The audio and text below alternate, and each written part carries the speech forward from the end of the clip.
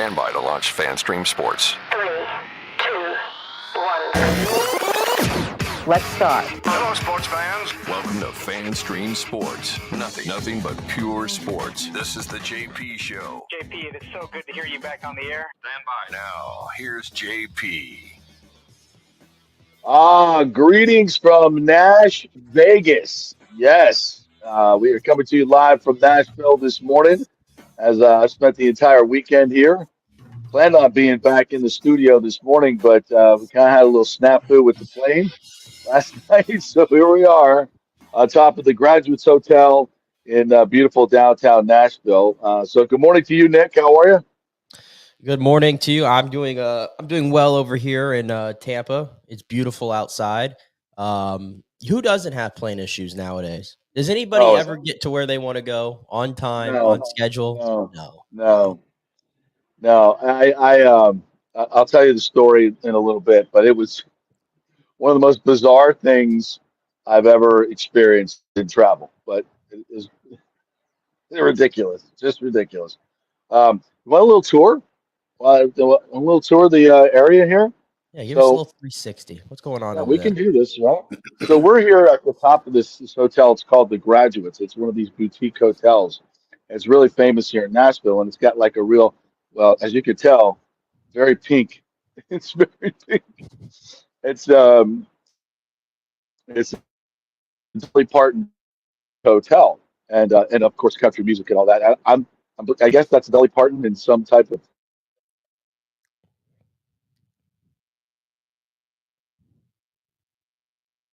Here. And Vanderbilt University is right over there. You can see the tower. See that? And this is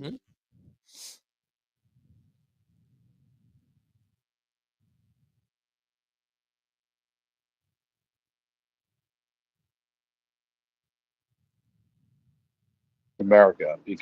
And if you love country music, as I know you do, and I do, you go down to Broadway, every bar you walk in just has these immensely talented people singing songs, and with the modern day QR codes, you just put your phone up to the QR code. It gives you the artist Venmo, and then you can send them a tip and request a song, which is really kind of cool.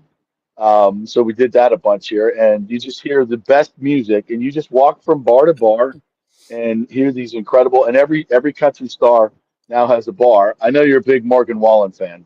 Well, who's not? I am not. I am maybe far no. from, I am far from a Morgan Wallen fan. Let's put that out there. Let's not tell the people the wrong things about my country music takes. Okay, far from a Morgan Wallen fan. That's right. You're a Zach Bryan fan.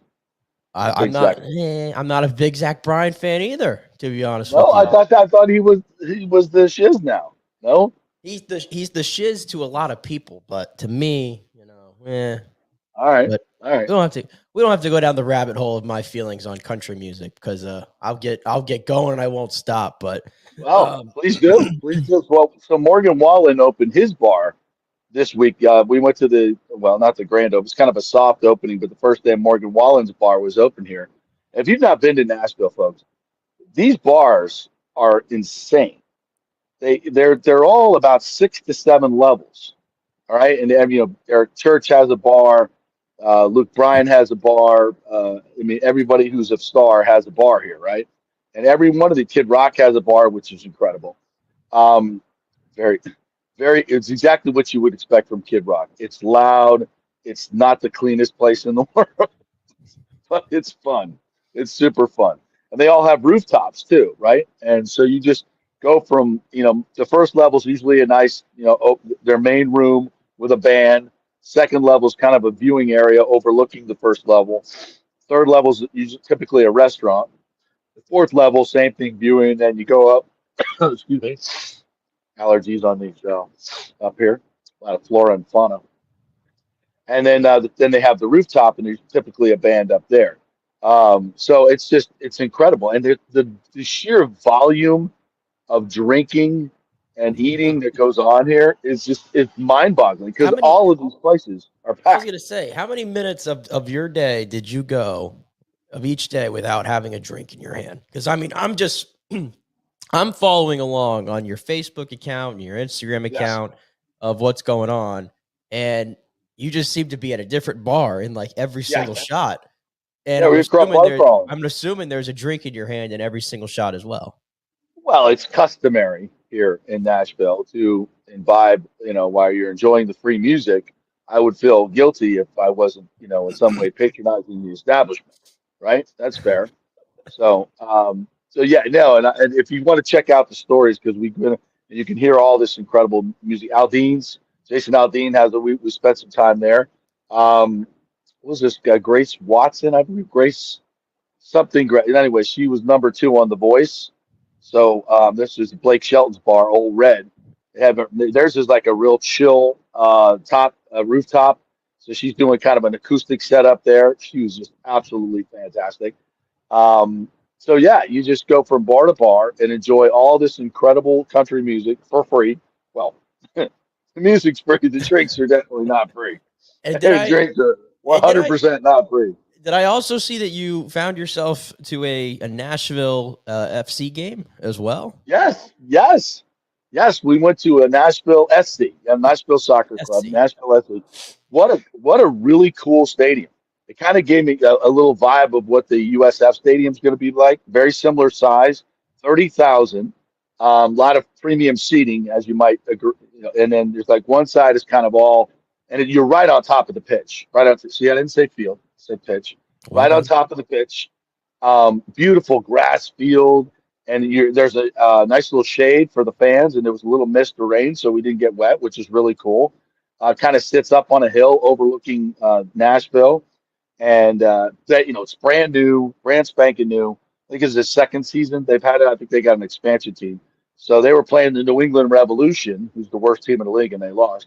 But really fun atmosphere. They have a big, like the Rowdy section has, they have this one section that's just on the drums. The whole league literally does not stop all night long. So that was fun. It's a really cool vibe. And the stadium itself was, I mean, it's and they built it for $375 million. It was supposed to cost $275. Cost $375. Seats 30,000. They have a lot of concerts there. Kind of an outdoor venue. Really, really cool place. Obviously it's not going to be the same as the USF Stadium, but the same size, same vibe. Like everything's new and nice. It was a really cool experience. They love their soccer. What part of Nashville is it at? Because I mean, I haven't been there since I haven't been to Nashville since the Lightning Stadium Series game. I think that might have came in right after. Yes, it did. It was finished in 2022. I'm trying to think of it's kind of near where Belmont is, not far from Belmont University, so kind of up on the hill. Nashville, it's kind of up on the hill, kind of between Vanderbilt and Belmont in that area. If you know where the fairgrounds is, it's there. It's their fairgrounds. Yeah, it's right next to their fairgrounds. So building a stadium near the fairgrounds, that might not be a bad idea. By the way, we'll get into some Rays Stadium talk today, as well as the nice shiny renderings were put out this week, just in time for a vote. Hey, they were beautiful. I'm not even gonna lie to you; they were beautiful. No, they are. Public Spark was popping off on the timeline. Public Spark? It's got to be Public Spark. Come on. You think? I hope so. If anybody's got a brain, Public Spark just makes so much sense. Yeah, it does, and they certainly have the dough to make it happen. The $300 million that make that happen, which the city will get none of. Yeah, absolutely. That would be absolutely fantastic if we build a baseball stadium over there. That's a great idea. Yeah, so that was a really cool experience, and just the whole Nashville vibe. It's just I just love it. And this bad boy, we can't go too far without. We go into Boot Barn down, and Ashley sees this, and she's like, "Oh, yeah, this 4th of July. This is the most 4th of July coming." This is the most touristy story I think I've ever heard, and you've only gotten like 5 seconds into it. It's absolutely hideous. It's absolutely hideous, and but we just had to get it. She's like, "This is you. We got to get this all day." So I got my 4th of July outfit in Boot Barn. We made a purchase down. Yeah, it's a touristy thing to do. Absolutely, 100%. Cheers to that. Oh my And when you goodness. come to Nashville, you buy something cheesy and American. You know me. I'm very much a patriot. Very much a patriot. So got my Fourth of July stuff, and for every country concert I ever go to, this will be the garb. So I'm good to go. And Look it's at just that. Look at that obnoxiously. thing. It is It's obs- obnoxious. It's it is obnoxious. it's obnoxious. You know how many like compliments I got on this? It's Are like you wearing America, that? Are you wearing America. that on the plane back? Are you wearing that on the Oh plane hell back? yes. Oh hell yes. 100%. Oh my goodness. So here's the story. Yeah, I was headed to the plane last night with this.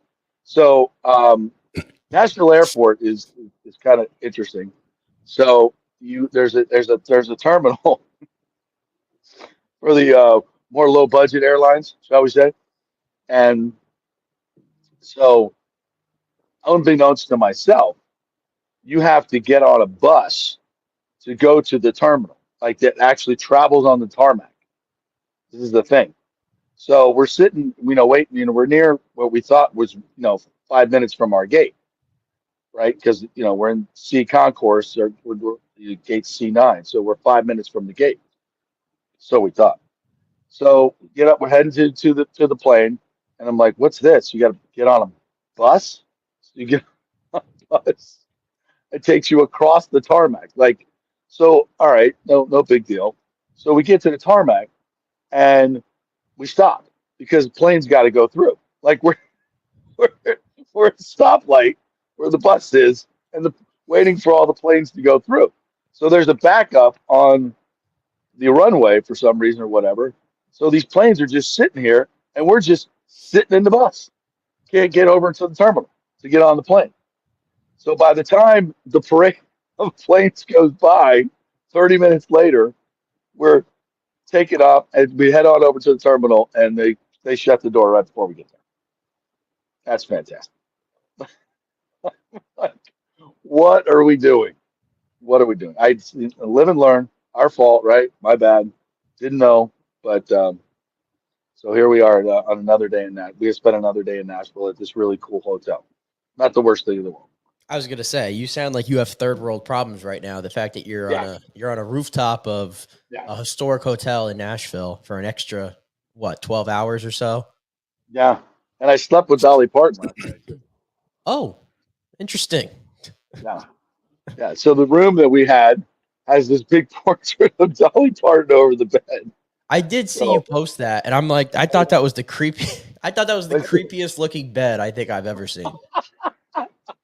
my 16-year-old fantasy came true. There was the Dolly Parton right there, right above it. So yeah, we'll just leave it at that. We'll just leave it at that. Yeah, and it's just a really really interesting hotel. And we were up here last night at this bar. I think it's called Emma's. And as you might think, every young lady, sorority girl in all of Nashville is their right to have to dress. They have to dress in pink and come up here and take pictures. Like the whole bar is like got all these different little picture spots. Like Casey would absolutely love it. It's fantastic. And my daughter and all their friends they come up here and they listen to music and eat really expensive salads and pies and yeah. So it's Nashville. It's Nash Vegas, baby, and it's a special town. I mean, if you love music as I love live music, um, and you know what's really crazy? Every bar you walk into and you hear these guys and gals playing, you're like, how are they not stars? There's a girl at the airport, the freaking airport, playing in the old red of the airport. That was just doing a solo thing with her electric guitar. That was absolutely phenomenal. I'm Well, like, how are if you haven't noticed, if you listen to like country radio, like some of these people just kind of sound generic. You yeah, sometimes you can't even like decipher who's one guy or one girl from another. Like, I don't know how the whole system works. I'm convinced it's just one big political game of how you get on yeah, radio and how you get all these deals and yes, everything.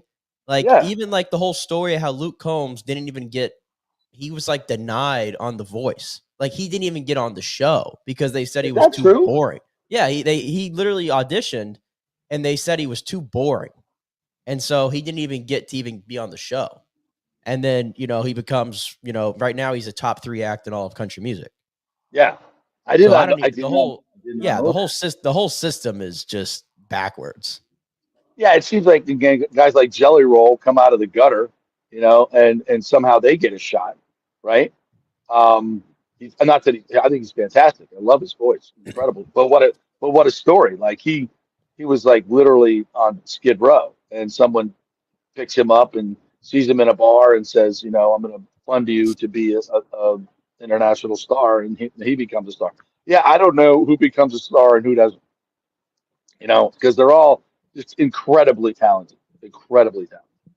So interesting stuff. All right, so should we talk about sports at some point here? Or do we I guess we have to talking about country music?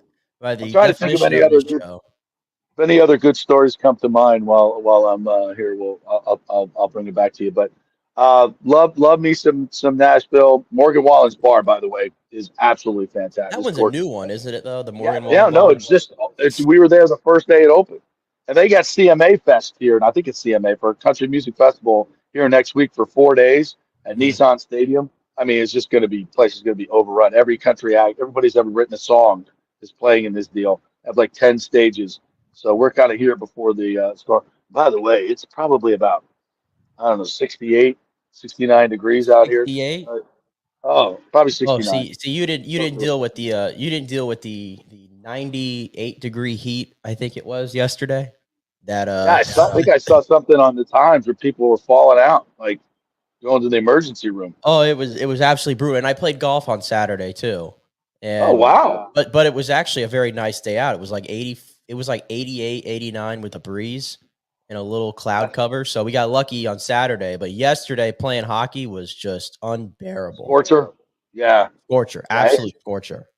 it's really nice. It's been really nice. A little bit of rain here and there, but it's been really nice in Nashville this week. I was going to say, though, by the way, you'll find this so surprising, but when I go to Nashville, I always try to find my way away from the noise. Yeah. And again, very Off surprising. Broadway? Huh? Yeah. Off Off Broadway. Broadway. Have you seen, I think you might be near it, that little area they call the Gulch, I believe Yes, it yeah, is. right here. Yeah, That's yeah, that's down where we there. stayed. Yeah. See, I find that little area there to be really It's really 12 cool. South. Yeah. Do you know where 12 South is? Up near Belmont? Yeah, Yeah. that's awesome. That's fantastic. Yeah, all those little areas just right outside of Broadway. I think if you're trying to get away from the noise, because sometimes Broadway, every year I go back, it gets even more packed and packed It's and insane. packed. And it's at any time of the year now. It's at any time of the year. Well, here's the deal. Here's another strategy from JP, your party host. Day drinking. Day drinking. Because at night the lines for these places are ridiculous. I can't wait in the lines. I hate lines. You have no But during the day, it's not zero. During the day, you walk right in. Morgan Wallen, we walked right in. There was a little bit of a line, but they were just like flowing people in. So it's probably about 1/3 the crowd of nighttime, right? So you can get drinks, you can get good spots to listen to music, right? And you can party all day, and then you wind it down about 8 o'clock. You're in bed early, and then you can get up and do it again the next day. Instead of like, so hung, you'll get into 4, which my son did the other night. And then you're like, the next day you're toast. You're completely toast. So kids, day drinking. Day drinking is how you do this here in beautiful Nashville. Because then, and by the way, why is Broadway still a through street? Like, how are people just not mowed down? Just drunks, because people are just staggering all over the place. When we went out Friday night, we saw that. They're just staggering around. And that's like still a through street. Like it's some, do they close that off? I would think they should. But anyway. All right. Let's talk about. Do we have to talk about the Rays? Yeah, we got to talk about the Rays. by law, we do. By law. You probably watched more than I did this weekend. I watched the highlight packages.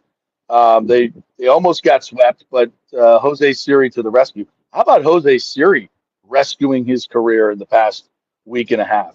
I mean, without Jose Siri, where would this team be right now? Has he single-handedly won the Rays, 3 games this week? Yeah, All 3 3 games. games they won this week? I think he single-handedly won them those games.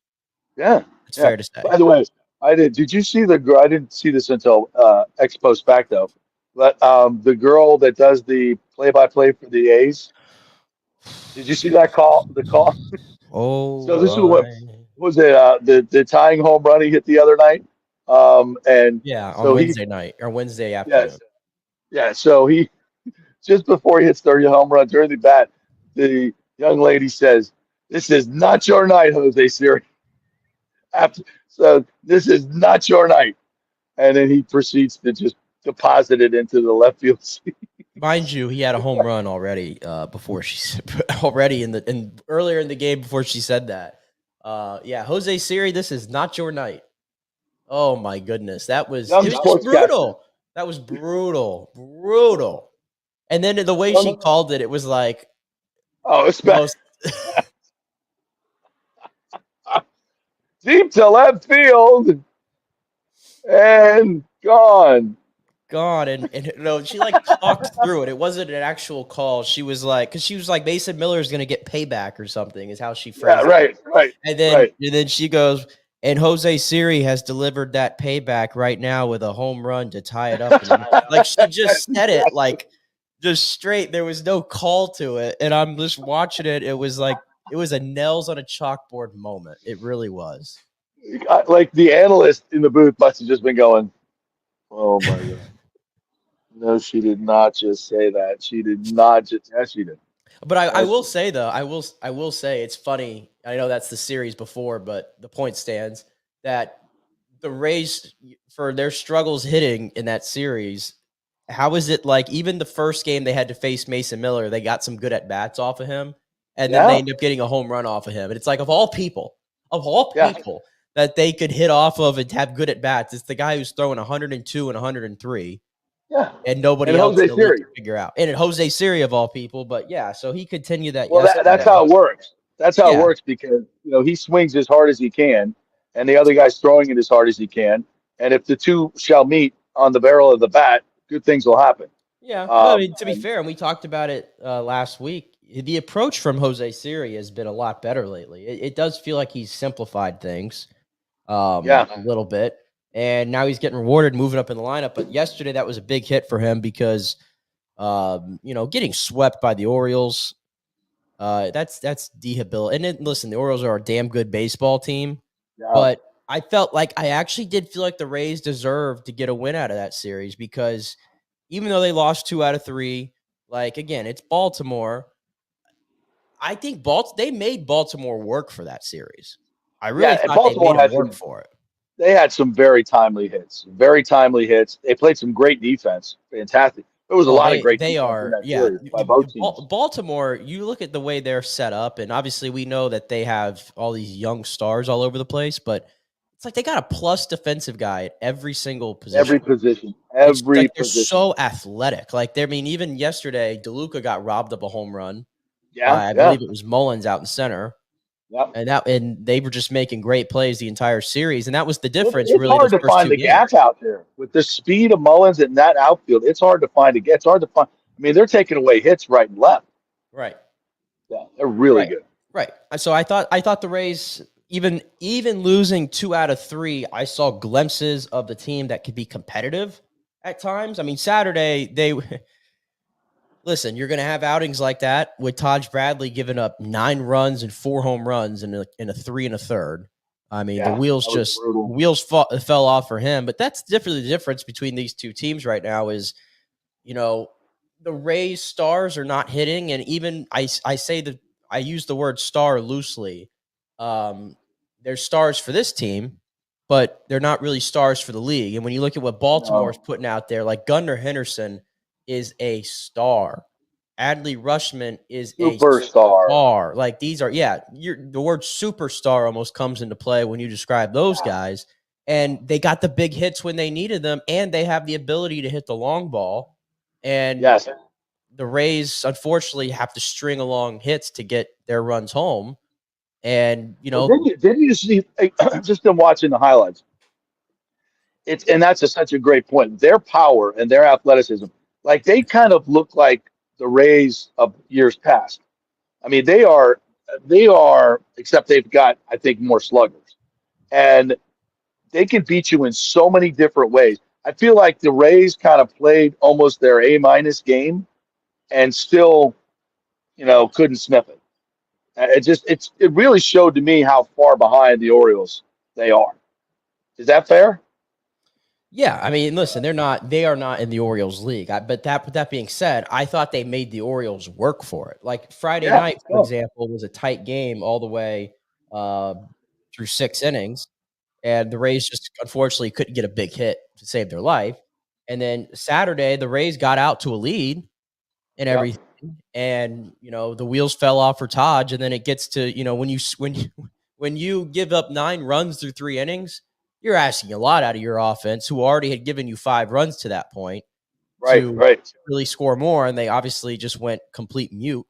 And they had Yeah. chances, but it's like their big hit counter. Like they hit it. That was it.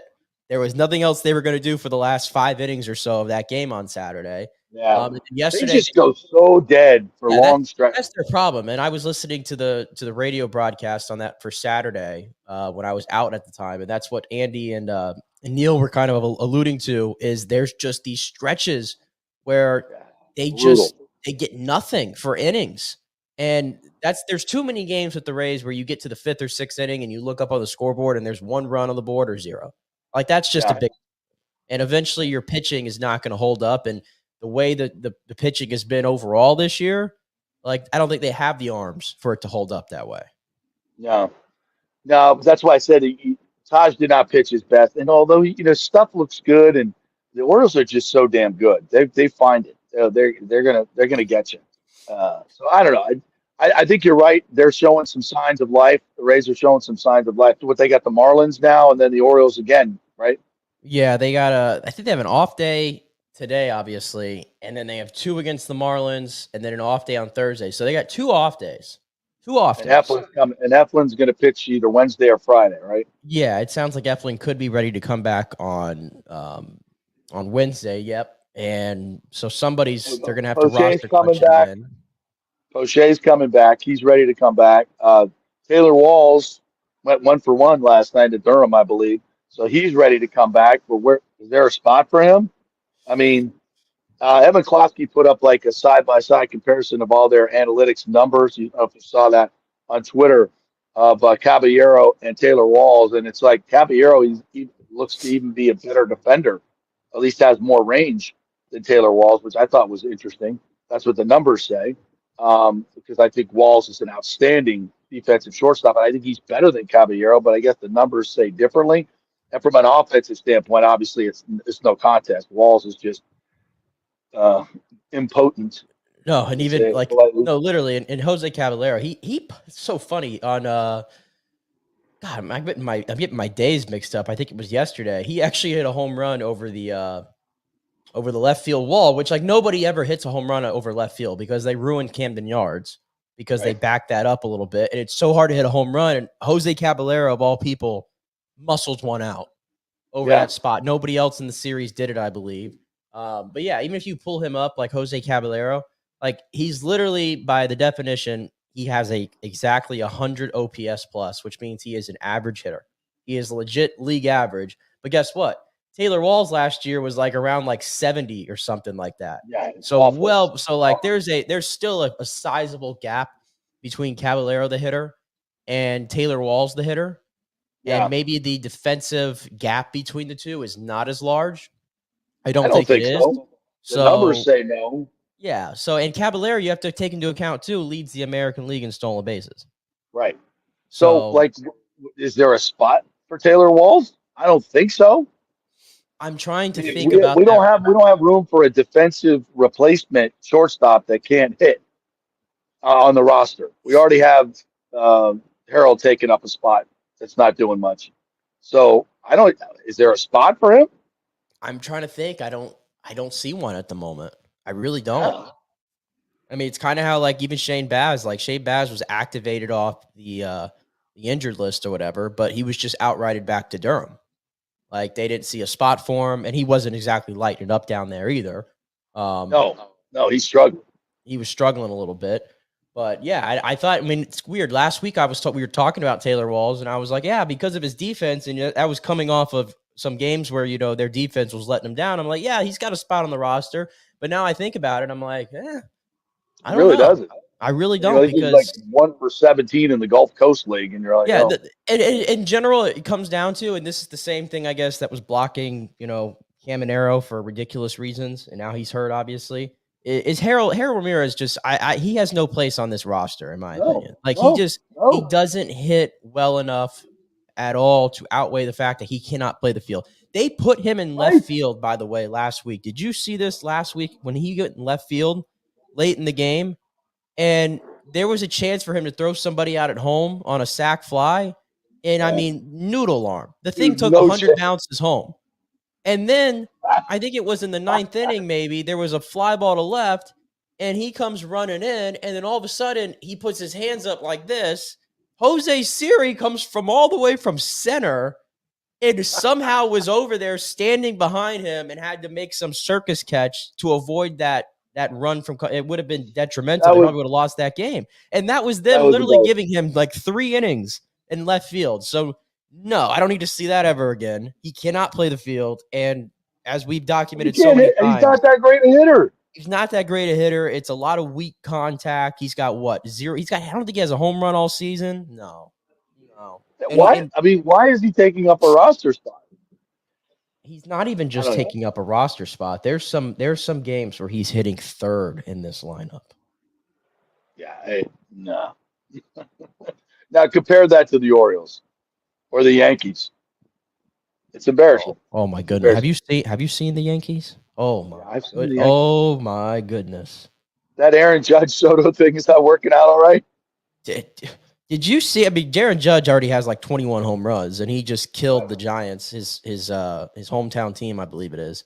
But Soto yesterday hits one in like the first inning off Blake Snell, and then comes up in the ninth inning. They're down 5-4, and he hits a freaking tank in AT&T. The place goes nuts because there's Yankee fans everywhere. And even I, far from a Yankee fan, we despise the Yankees, and I'm watching it, and I'm like, I mean, how can I hate on this guy? Like, him and Judge have to be, and this is such a sidebar conversation, but just in general, Soto and Judge have to be the most likable Yankees stars that I have ever seen. Seriously. Yeah, no, I totally agree. I can't hate those guys. I want to get into this, because I think we've kind of set this up the next segment really well, because I want to talk about the stadium and kind of the future of the Rays. So with that in mind, those two teams, with that in mind, we kind of set that whole thing up. Let's take a break. Come back on the other side. I want to talk about the renderings, which are awesome, and all the cool stuff. And the vote's coming up soon, all that good stuff. We're coming to you live from Nashville, up here one more day, and we'll talk about all the other things. We're going to get into the hockey, the basketball. Caitlin Clark, we got to talk about that. FSU and their regional, Simone Biles, lots of stuff to get to. Brought to you by the G's Law Group, JEEVESLawgroup.com, and presented by Hydrate Heroes. Go to tryhydrateheroes.com and get your free 3-sample pack and enjoy the wonderful benefits of Hydrate Heroes. Back in 3 from Nashville. Stay with us.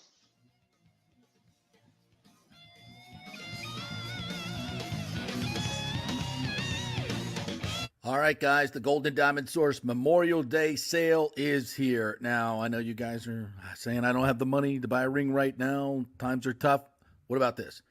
5-year interest-free financing, so you can buy a $5,000 ring and only pay $83 a month. You got $83 a month to put the ring on the finger of that special person. That's right, $5,000 ring, only $83 a month. So that's 5 years interest-free financing. And of course, the Golden Diamond Source has the best selection. They have the best customer service. And when you shop at the Golden Diamond Source, you can proudly say our jewelry changes lives. We tell you this all the time, folks. The philanthropy of Julie and Steve Weintraub is incredible. Their entire staff very much involved in their philanthropy. The Hands Across the Bay charity helps so many abused women throughout the years. So this Memorial Day, pick a jewelry store that makes an impact. And don't miss their 5-year interest-free sale. It's the Golden Diamond Source, centrally located right there, 3800 Omerton Road, always online at thegoldendiamondsource.com. JP here for my good friends at Italiano Insurance, and they did it again. Once again, Italiano Insurance stepping up with the best customer service. I was in a bind. My old insurance company, my auto insurance, jacked up my rates, so I called Charity at Italiano Insurance, and she stayed till 9:30 at night until she got my insurance done. And guess what? She searched all these companies for me. I didn't do the work. She did. Saved me $1,000 on my annual premium. $1,000, folks. That's real money. And that's what you get at Italiano Insurance. Great customer service. And here's another note for you, by the way, with hurricane season up. 40% of people in Florida are underinsured. That means if you have something happen during a hurricane and you need replacement costs, you're going to get 40% less than you deserve. Can't let that happen.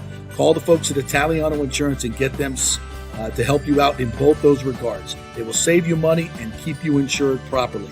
That's 813-877-7799. Great folks in the community, been doing it for over 60 years. Italiano Insurance, 813-877-7799. JP here for the Geddes Gordon Real Estate Group and our good friend Jane Geddes. Folks, simply put, there is nobody like Jane. Jane is a former LPGA two-time major championship winner. She was also vice president of talent relations at WWE. She also has a law degree from Stetson. So if Jane can drain a 10-footer to win the U.S. Open and stare down Hulk Hogan in the boardroom, you want Jane on your real estate team to not only negotiate the best deal, but find you the perfect home or investment property. And when you work with the Geddes Gordon Group, you become part of the real estate family and get concierge services that include expertly staging, marketing, and preparing your home for sale. Advice on golf properties. Hey, you might even get some golf tips. Many of their clients become friends long after the sale or purchase is completed. It's all part of the deal. So if you're looking for that perfect home or investment property or trying to get top dollar for your home, go with Jane Geddes and the Geddes Gordon Group because there's nobody like Jane. Call 813-485-6808 or go to geddesgordon.kw.com. That's GEDDES Gordon.kw.com or call 813-485-6808. Are you looking to be more productive and healthier? Do you know chronic dehydration affects your overall health and well-being? 75% of the U.S. population suffers from dehydration, and many of us don't even know it. That was me before I was introduced to Hydrate Heroes. 8 times the benefits with hydration. A beverage with benefits more than just hydration. That's right, 8 times the benefits with hydration. Hydrate Heroes provides a refreshing, great-tasting beverage powder to mix with water, providing elderberry, zinc, vitamin D, electrolytes, amla fruit, which provides a great source of vitamin C, along with a proprietary mushroom blend that has shown to help increase endurance and energy at the cellular level. Hydrate Heroes is so confident you're going to love the taste and the results. They are offering our listeners a special offer, a free 3-pack sample, no credit card needed. Just go to the jppetersonshow.com, the jppetersonshow.com, and click on Hydrate Heroes logo. Hydrate for health today with Hydrate Heroes. Let's go. Right now. Back to the show on FanStream Sports. All right, welcome back to the JP Peterson Show here on a Monday. Nick Geddes coming to you live from Tampa. JP over in Nashville, or as he likes to call it, Nash Vegas. He'll be back here in just a second. He had to step away here before we came out of break. If you missed it there in our first segment, just broke down the Rays and that series against the Orioles where they unfortunately lost 2 out of 3, but maybe looked a little bit better than we have seen from them a little lately. So who knows? We'll see what happens there.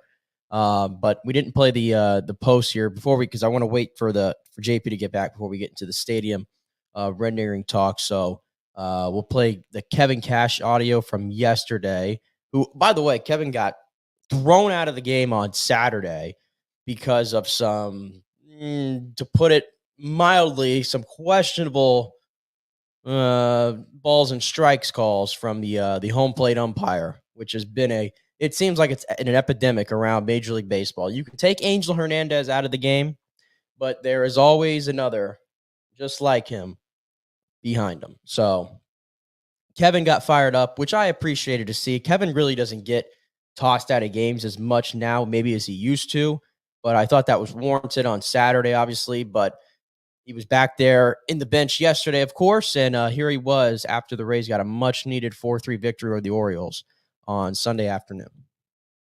Yeah, I mean, look, Gunnar gets to everybody, but it was nice and it was huge. It kept us in the ball game and allowed for what took place later on to really happen. So I really appreciate his effort coming out there, getting through 6 innings and keeping it within striking distance. Walk me through what you saw in that 8th inning rally, capped off by Siri coming up big yet again. Yeah, I mean, a bunch of good at-bats. Who started off? I know Rosie came up there, or Wincy got it. We pinch run, and then Rosie shoots a ball to right, 2 balls to right there, and then Siri, who's we've talked about every day, it seems like he's swinging the bat really, really well, came through in a big way. I thought it was a homer off the bat, but put a charge into it and picked up 2 runs. How about in the 7th and the 8th? Armstrong getting the strikeout, and then that ground ball double play was huge. Yeah, I mean, you got to be so good pitching against this club, and I mean, our pitching had to be pretty spot on. Army was great, and then Clev, not ideal to hit Urias and then walk Gunnar, but he took a deep breath and made a big pitch to Mountcastle. Rosie and Palacios did a nice job of turning 2. Close did Caballero come to having to leave the game? I mean, he was hurting. I think it was kind of a weird, awkward land, like his elbow almost jammed into his ribs. I mean, he was hurting quite a bit, but I'm glad he stayed in because he put a charge into the ball earlier in the game. He looked okay when he got up to plate. Yeah, he looked all right. Yep. Was Siri going up there to bunt? Was that the plan, to have him bunt the guys over? Originally, yeah. And then the way he looked after the first one, we decided to take it off. Swinging. Yeah. We were wondering if you were going to yell at him to take it off or something. No, we yelled, hit. Yeah. He tried it a few times.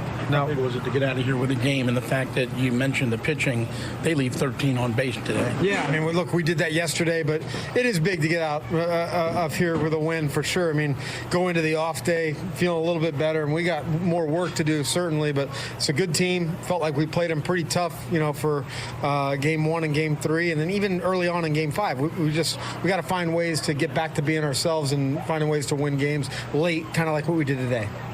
Yeah, I was going to ask you, that seemed to have a little bit of a familiar feel to it. You got good relief pitching. You made some big plays. You had some late clutch hits. Yeah, I mean, that's kind of been our recipe for quite some time right now. I mean, we're not a team that's going to built to go up there and outslug different groups, different teams. We're capable of it at times, but we got to do little things right that we can control. I thought we did that today. All right, there was Kevin Cash yesterday after the 4-3 win. We got JP. You got us back here? I'm back. Yes. Sweet. The FBI came and questioned me because I was wearing something patriotic and wanted to arrest me. But I'm sure that's the only reason why they're questioning you. You know how it works in the country now. You don't have to do anything wrong. Just go ahead and just arrest you being patriotic. It's all good. Interesting from Kevin Cash there. I know he's got to be frustrated with his team, but I think he also has to. When he goes up against his Orioles team, and they'll see him again this weekend, he's just got to go, I am so outmanned and outgunned here. We got no shot. Well, I even mentioned it there because I forgot to say it in the first segment. He actually got tossed from the game on Saturday because the ball strikes were just they just get worse and worse. I used to I'm not for the whole automated strike system that just does everything for you necessarily, because human error is part of the game, but at the same time it feels like, and maybe it's just more magnified now, but I just don't recall it being this bad. I agree, and I think what makes it worse is the strike zone thing that we see on TV all the time, and we can see how when they're making the errors and how bad the errors are.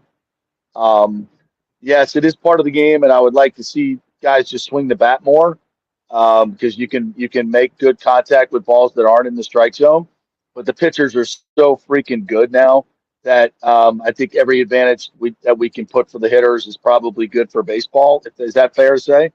Yeah, and I think there's a system. I believe the minors does this where you can. I think you can if the umpire calls a pitch a ball or a strike. I believe if you're a pitcher, maybe if a batter too, you can challenge it. And then they'll go check the automated strike system. And I don't want to see that. I don't want to. I know they have stuff like that too. Yeah, we don't need any more. Oh no! When I say a challenge, it literally takes a second. All the guy does, or the umpire rather. I think he literally checks something real quick. I've seen it. It takes a second or two and doesn't disrupt anything. Good. I know they're testing things out. Shocking development there. Yeah. Yeah. Yeah. if it doesn't slow down the game, fine. But it's gotten so bad. Of course, with Angel Hernandez being kicked out of the league finally. Yeah, let's just voice it like that. He was kicked out. He was kicked out. Oh no, he retired. No, he was kicked out of the league. Finally. Most egregiously bad umpire. Good charade for 3 decades. Unbelievable. So I've come around to automated strike zone. It's just, I always thought that there was nuance to it, that the computers can't be as good as the human eye, because where is the strike zone? Is it, it's supposed to be shoulders to knees? It's not that. It's chest to knees, right? So it's weird. It's a nuanced thing. So I always thought that you needed a human umpire to be able to make those calls, but it just seems now that it's. And by the way, umpires were missing calls back in the 60s and 70s and 80s too. That's what I'm saying. I feel like it's more magnified. And actually, if I wasn't around for that time, but I see the highlights. Like, for example, like if you go watch like a Greg Maddux like masterpiece and everything, if you watch some of the strike calls that he was getting and all these pitchers were getting, like they're not even close. So like that's what I'm saying. I think maybe it's more magnified now, but it felt like the zone even in the 90s and before like was much wider. Yeah. No, I think it was. And so, but now people can complain more because they have the box there, right? And they can see what is and what isn't a strike. So I want to talk a little bit about, where the Rays are right now, just as a franchise.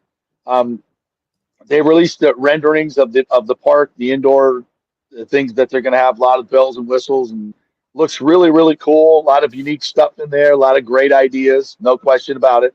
And again, at this point, if it gets done and the Rays stay here for 3 more decades, awesome, fantastic.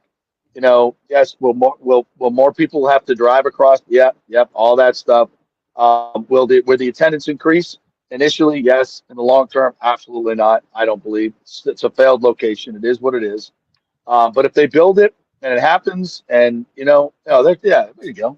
Is that Publix Park right there? That's your Publix Park. That's my Publix Park.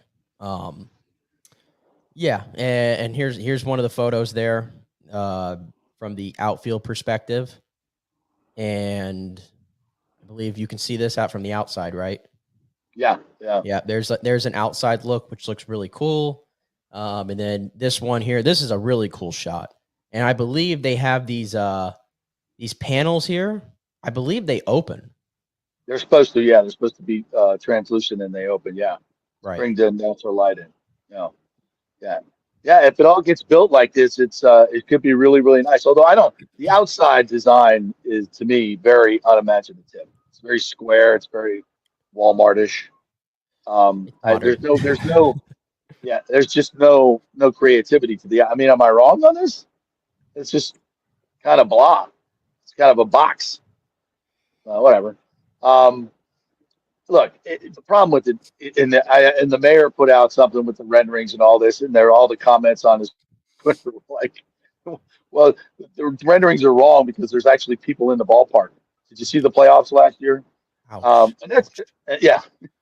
And I would say probably 85%, 80% of the comments on his thread where he put it out were all negative about it in terms of what it is for the city. If the vote goes their way, whatever. At this point, it ain't my money. And I think it's a terrible deal for the city, an absolutely horrible deal for the county. I think there's way better ways to spend it. And obviously, I think that it obviously should be on the Tampa side. There's still a deal to be done over there if it's going to be a true public-private partnership, but not with Sternberg as the owner. That's never going to happen. So if by some miracle this does get voted down, and I think there is a chance that it could go down. I think there's some swing votes here with Montanari and Driscoll. They'll be the deciding votes. I guess the county commission is all in from what I hear, so there's no real. That's going to be rubber stamped. So if it does go through, I still think there's a long way to go on that. There's a lot of things that need to be changed on the agreement, but that I don't think the Rays necessarily will go along with. But we'll see. And if it does happen, that's great. But the bottom line is, where the money comes from is the luxury boxes and the premium seating.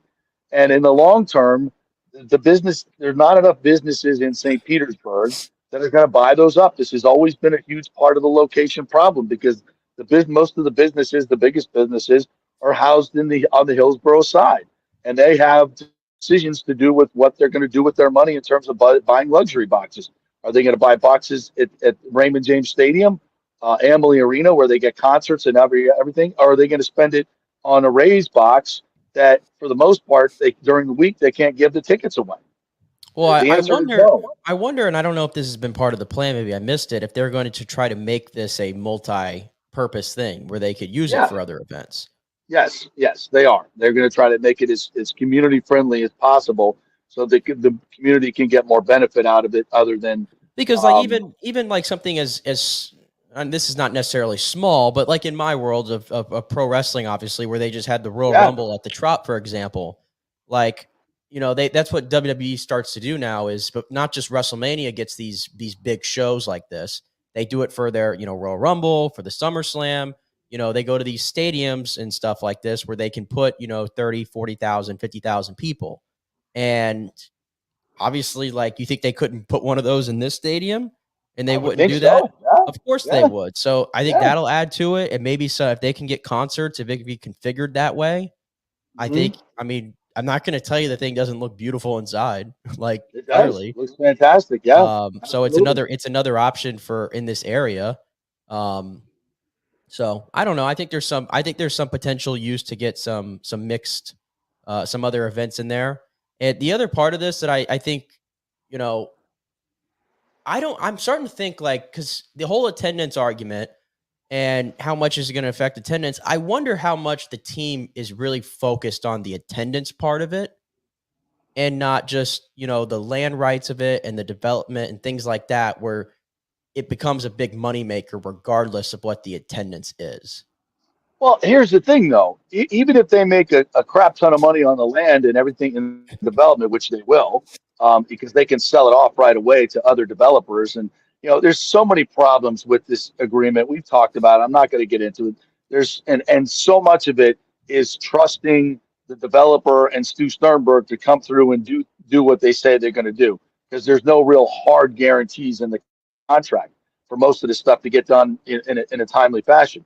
And Hines has already stopped work on other major projects because of the economic cycle that we're in.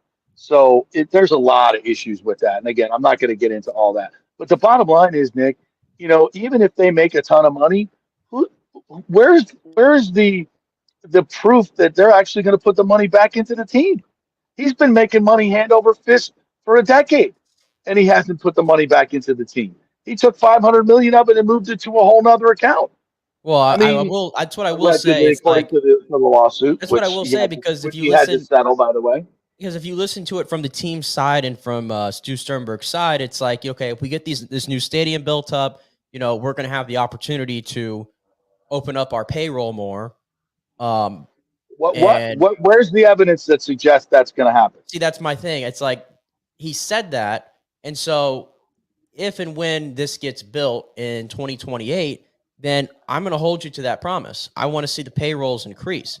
And when the payrolls do increase, like they did this year, I don't want to hear comments about, we're stretched thin right now, we're incurring. I don't want to hear that.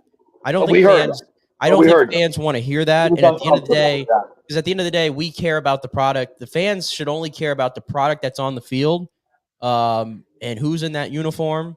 And when it comes to attendance, maybe the Rays are not necessarily focused on what the attendance is going to be. But for me as a fan, it helps the ballpark experience when I go and I got a full stadium. Like, that plays a whole part in it. Like, I think like Rays games would be infinitely more enjoyable to go to if I had 25,000, 30,000 people in the Trop every night, as opposed to 12,000 people. Like, I can love the team as much as I want, but when I go there and it's 12,000 people, 13,000 people, come on, it's just a little difficult to get into it. It's bad. There's no energy in that place. When it's full, when it's a playoff game. Oh, sorry. When it's a sold out playoff game, the atmosphere is incredible. I've been there. We've all been there, and it's fantastic. And this new ballpark would be 10 times better if it was full. But I mean, again, the logistical problems to get there. There's going to be a parking deck. Getting in and out of the stadium. It's still it's a downtown area with terrible road. it's a bad setup. We know the location is just horrible. I'm not trying to be too negative on this right now. I'm trying to be respectful. No, because All right? I mean, personally, you know this. I'm like, I have my opinions on it and everything, but at the end of the day, like, I'm not going to root against the area No. thriving and having this team stay long term because nobody wants them to leave the area. And if this is what we have, then am I going to continue to shout at the rooftops about it and burn it down?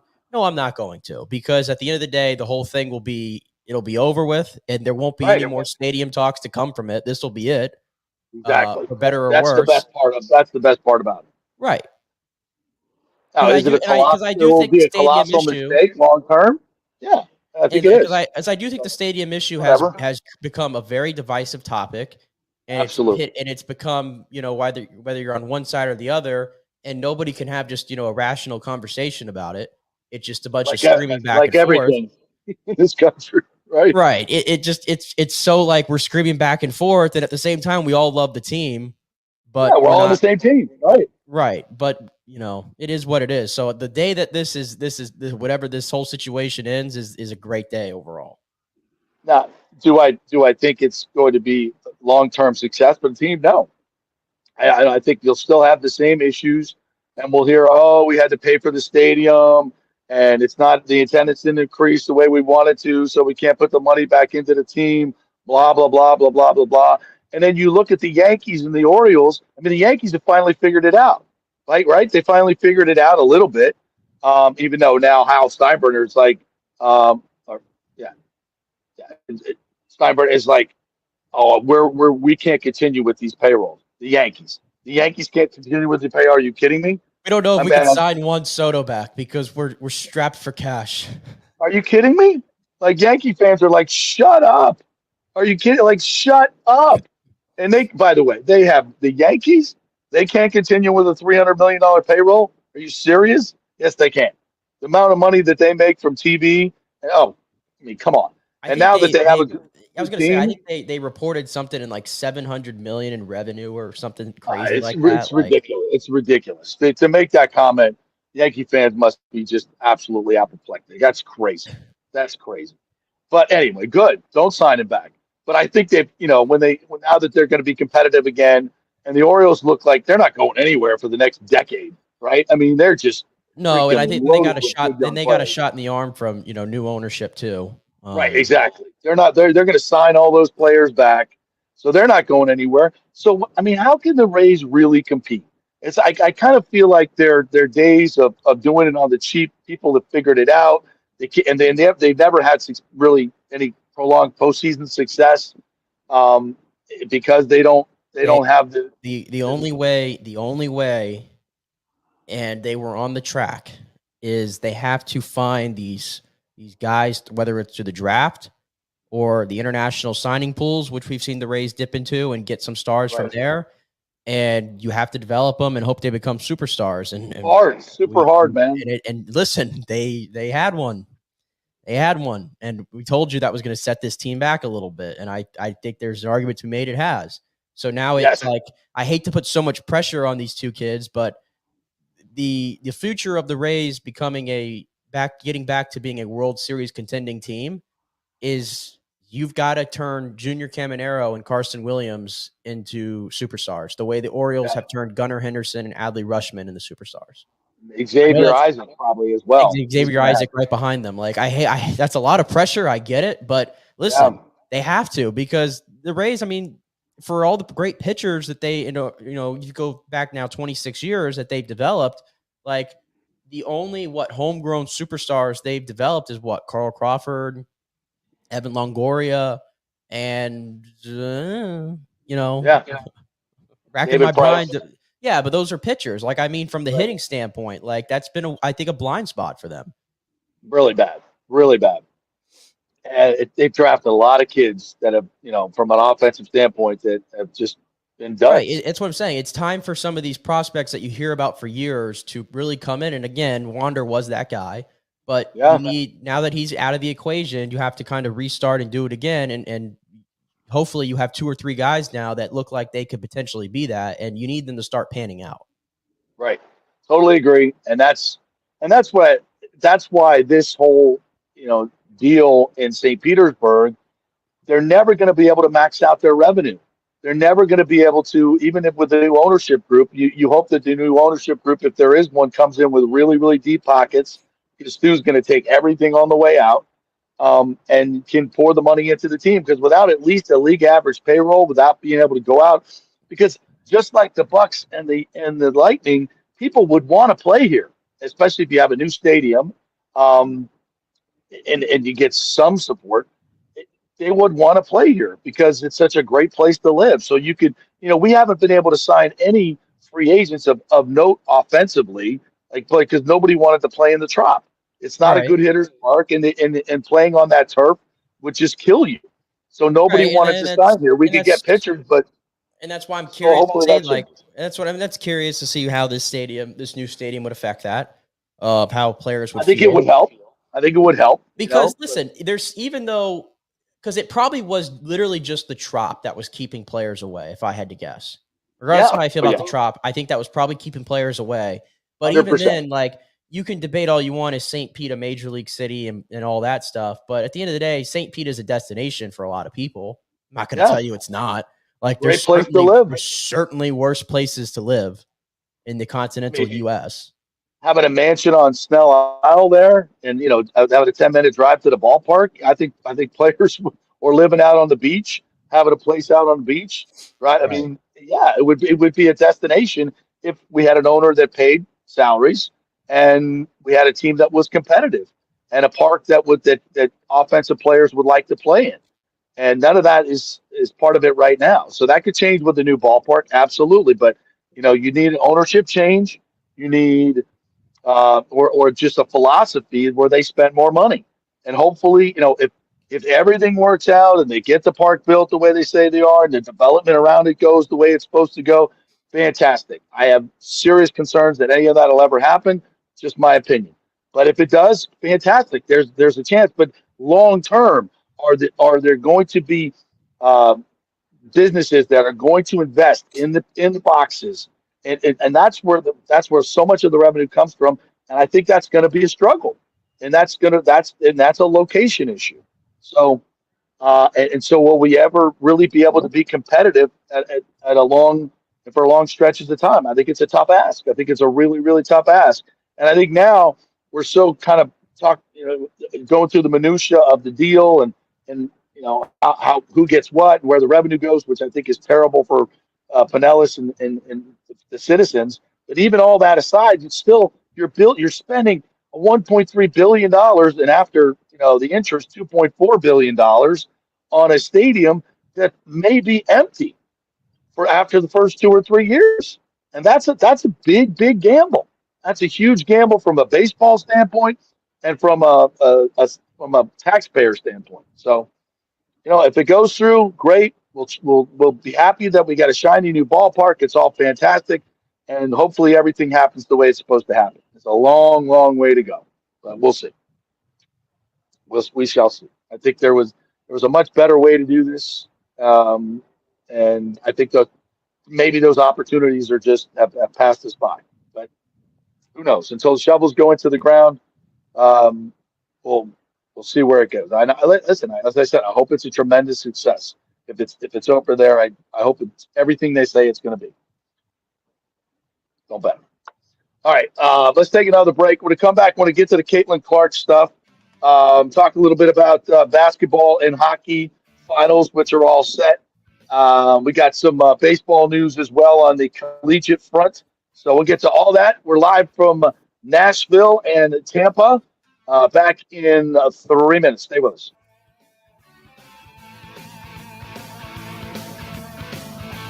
Are you looking to be more productive and healthier? Do you know chronic dehydration affects your overall health and well-being? 75% of the U.S. population suffers from dehydration, and many of us don't even know it. That was me before I was introduced to Hydrate Heroes. 8 times the benefits with hydration. A beverage with benefits more than just hydration. That's right, 8 times the benefits with hydration. Hydrate Heroes provides a refreshing, great-tasting beverage powder to mix with water, providing elderberry, zinc, vitamin D, electrolytes, amla fruit, which provides a great source of vitamin C, along with a proprietary mushroom blend that has shown to help increase endurance and energy at the cellular level. Hydrate Heroes is so confident you're going to love the taste and the results. They are offering our listeners a special offer, a free 3-pack sample, no credit card needed. Just go to the jppetersonshow.com, the jppetersonshow.com, and click on Hydrate Heroes logo. Hydrate for health today with Hydrate Heroes.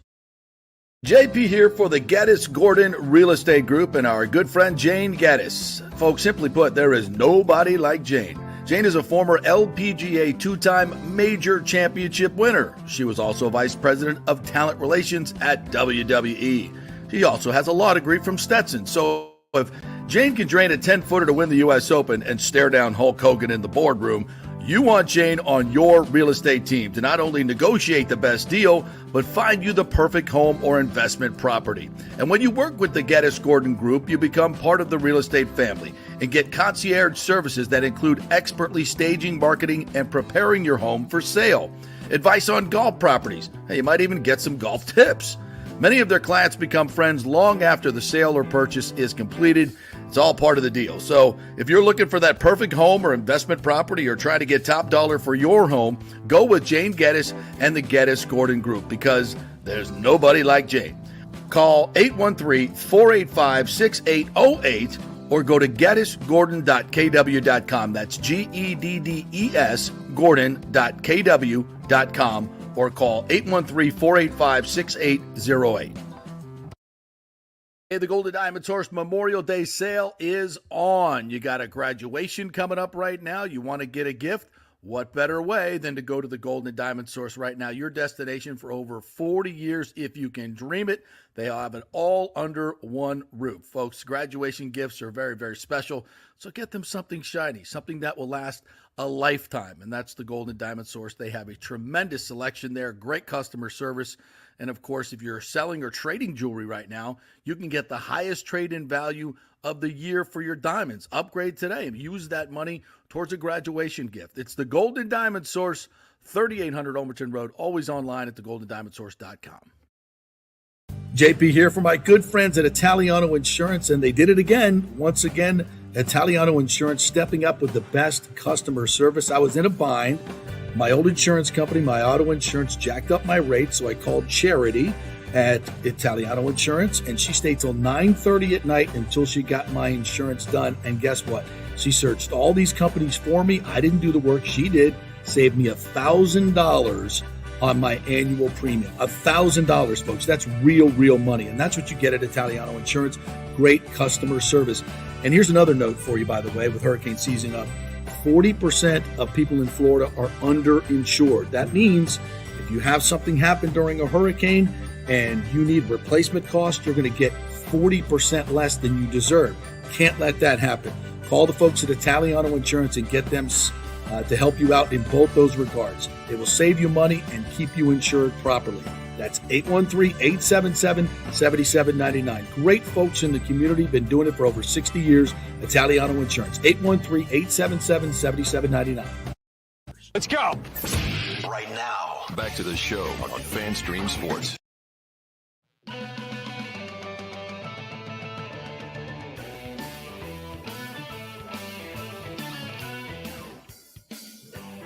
There we go. Welcome back to the JP Peterson Show as we're rolling on here in Nash Vegas. Spent the weekend in Nashville, kind of had a little snafu with the plane last night, so we had to spend an extra night. So we're coming to you live from the rooftop of the Graduate Hotel here in close to downtown, more in the Gulch Midtown area of Vegas. By the way, if you ever come here, this hotel is really cool. It's one of the boutique hotels. It's kind of a Dolly Parton theme, as we mentioned in the earlier. We're up here on the rooftop at their famous rooftop bar. I think it's called Emma's, if I'm not mistaken. A picture spot for everybody to come on up, and really cool view of downtown. So if your wife will absolutely love you if you book this hotel when you come to Nashville. So I highly recommend it. And that is not a paid advertisement, but this is. We're presented by Hydrate Heroes. It's all the good stuff, none of the bad stuff, only 5 calories. I don't have any this morning, so I'm having to drink this coffee. But when I get back to the studio, I'll be drinking my Hydrate Heroes. Has all the good stuff, the electrolytes, only 5 calories per serving, none of the bad stuff, that's in some of these energy drinks that I know you drink or used to drink, Nick. Hydrate Heroes, go to tryhydrateheroes.com. Get your free 3-pack. We'll send it to you. You can enjoy some of the flavors, and you'll go, oh, yeah, love this stuff. Makes you feel great. Keeps you hydrated. Helps with inflammation. At least helps me. Really enjoyed drinking this stuff time and time again. So check it out, tryhydrateheroes.com. And then you go to the hydrateheroes.com website and buy a 30-pack for $29.99. It's going on right now. All right. Well, I got to get to the Caitlin Clark situation. I'm sure over the weekend you saw the assault on her by one of the other players in the WNBA. What was that girl's name? Kennedy Carter? Kennedy Carter? Kennedy Carter?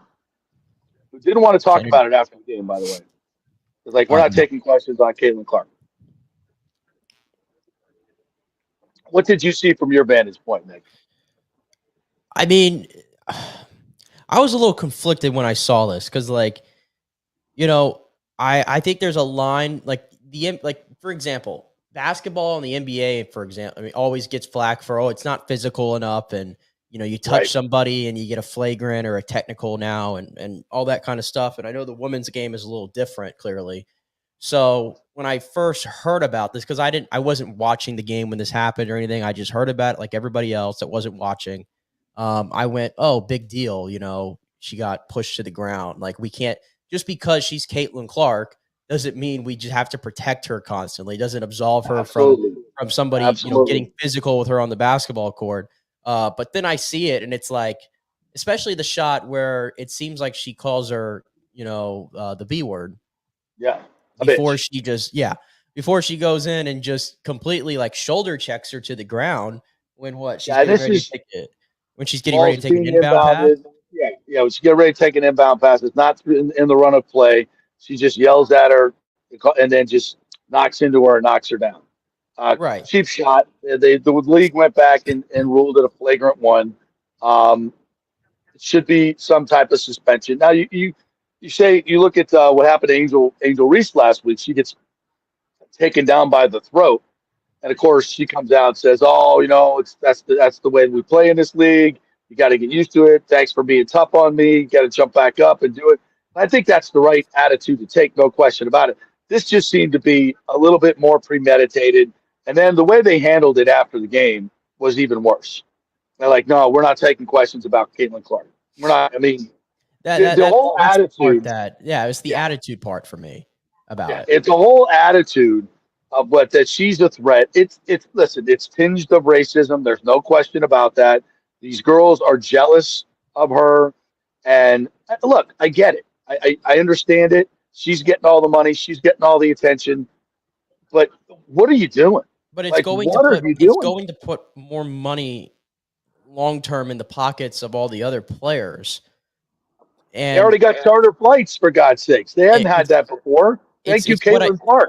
It's kind of what I said 2 weeks ago. Like, you don't have to like it, but you got to respect it. Right. Like, and again, I'm not saying you have to literally like bow down to her and say, "Oh, the almighty Caitlin Clark, please save us." That's not what I'm saying whatsoever. No. But I just think the jealousy a little bit, at least that's the way it appears. It just went a little too far in the situation. And then for Kennedy Carter to go on her, you know, she didn't want to talk about Caitlin Clark after the game, but she the next day found it right in her mind to go on her Threads account. Threads of all things. I didn't even know we were still doing Threads. And to say something, and I believe it was right here. What is Kate besides 3-point shooting? What does she bring to the table, man? It's just a wild statement to make, because if anybody has watched Caitlin Clark throughout her career at Iowa, and hell, has even watched her in the WNBA, even through a 2-9 start with the Indiana Fever, where she has struggled at times. In fact, yesterday on the second half of a back-to-back, she had 3 points, Caitlin Clark. 1 of 10 from the field. Okay, so obviously she's going through some growing pains. But with that being said, like, she's still facilitating and getting like 16.9 points, 6.5 assists, and 5.4 rebounds. And you're telling me that all she brings to the table is 3-point shooting? Like, Stupid. That's just a ridiculous statement to make. Ignorant statement from a basketball standpoint. It's, you could read a stat line and know that, but you should know your opponent. It's just the whole thing. And how many people, I'm looking on Twitter this weekend when you see this posted, how many people were like, hey, I was watching the WNBA now, and now I'm not watching it anymore. It's like they, for the new people that are coming to the league, it's like nobody wants to see this. They're completely, some of these players are completely ignorant of what this is about. It's about, if you want to make more money and get more eyeballs and be more relevant, you welcome her in. I'm not saying you have to let her drive by you to the hoop every 5 seconds. It's not what we're saying. Be respectful. There's a difference between being respectful and embracing her and what they're doing right now. And it started from the very beginning, with the old heads of the league, talking about her constantly, people going online and saying, oh, she's not the real leading scorer in the history of college basketball because she didn't do it in as many games or as many years or all this other stuff. And I'm like, and that was some of the coaches were saying this stuff, which was completely false. And so it's been going on for a long time. Like, what's wrong with people that we've gotten to this point that everything has to be, let's say it for what it is, about race, about why do we have to be so divided? Why can't we just, I'll tell you this quick story. After we missed our plane last night, we're heading back to the terminal, and I see this young lady, a young black lady, and she's carrying 2 babies, like an 8-month-old and maybe a 2-year-old, plus a backpack and a big bag on her arm. I mean, I couldn't believe that this young lady was carrying all this stuff. And immediately the people around her, myself, actually, a couple other people that were coming through were like, hey, can we help you out? Can we help you out? Like, we just want to, and so we all took one took a baby, one took a backpack, we took the big bag so she could walk, and we walked with her to baggage claim and make sure she got outside. And I'm just sharing the story just because it's like, I'm so sick of people just automatically, because whether it's a racial difference or, it's sexual preference difference or something like this, like, we got to hate each other. It's like, it's the actual opposite of that, right? Like, why, like, Rodney, can we all just get along? Why? It's like, what? And I think so much of this is it's been indoctrinated into our society that we have to hate somebody that's a different color or a different sexual preference or a different anything. And it should be exactly the opposite of that. And we should all just be showing incredible kindness, especially in these times, and open-mindedness. And this just tinges to me of, how can the players in the sport see this phenomenon that's coming into the league? And is she the best player? Hell no, she's not the best player. Is she going to be the Michael Jordan of the WNBA? No, she's not. She's not. There's a bunch of players that are better than her right now, but maybe she grows into something. Michael Jordan didn't take over the league as soon as he got there either. Okay? Neither did Kobe. They all struggled for a while. But to not embrace her and to not, try to, they're doing the exact opposite of that. And it's such a bad look. It's such a bad look for the league. It's a missed opportunity for the league. And if it doesn't stop, I don't know where this goes. But it's not good. It's not good. Yeah, it's certainly not. And I feel bad for her, Caitlin, that is, because she is kind of at the subject of all these discussions that just, for the life of me, I just can't figure out why we're having these discussions, like you kind of mentioned, in regards to a basketball player coming to a league, and she has to be at the subject of that. And it's not like, it seems to me that she's steering clear of all of it, which I would absolutely advise. She's just going through it, and she's playing, she's taking it. You don't see her complaining about it, which is probably the right approach to take, to be honest with you. And it seems by everything like she's really gracious in how she speaks about, the players in that league. It's not like she was coming over and she was like, yeah, I'm going to light them all up for 30 every single night. Like, That's my point. It's like, that's my thing. It's like, I don't see where, like, what she has done personally to warrant the jealousy from some players. And again, it's not all players. It's just there's some players in this league that seem to be a little insecure that she's coming to this league with all this fanfare and with all this media attention, and they can't see how great it is for the league and how it's going to be good for them in turn, and that there's going to be other players that come along that are also going to turn into superstars just like her. She's not going to be the only one. She's just the gateway to it. It is what it is. Not every league is fortunate enough to be like the NFL or the NBA, where you come into the league and you're a star immediately and everybody loves you and we all want to watch. Like, it just doesn't happen. You don't see this. You don't see this in the NBA or in the NFL or Major League Baseball. I mean, do you? I'm sure there are examples of it.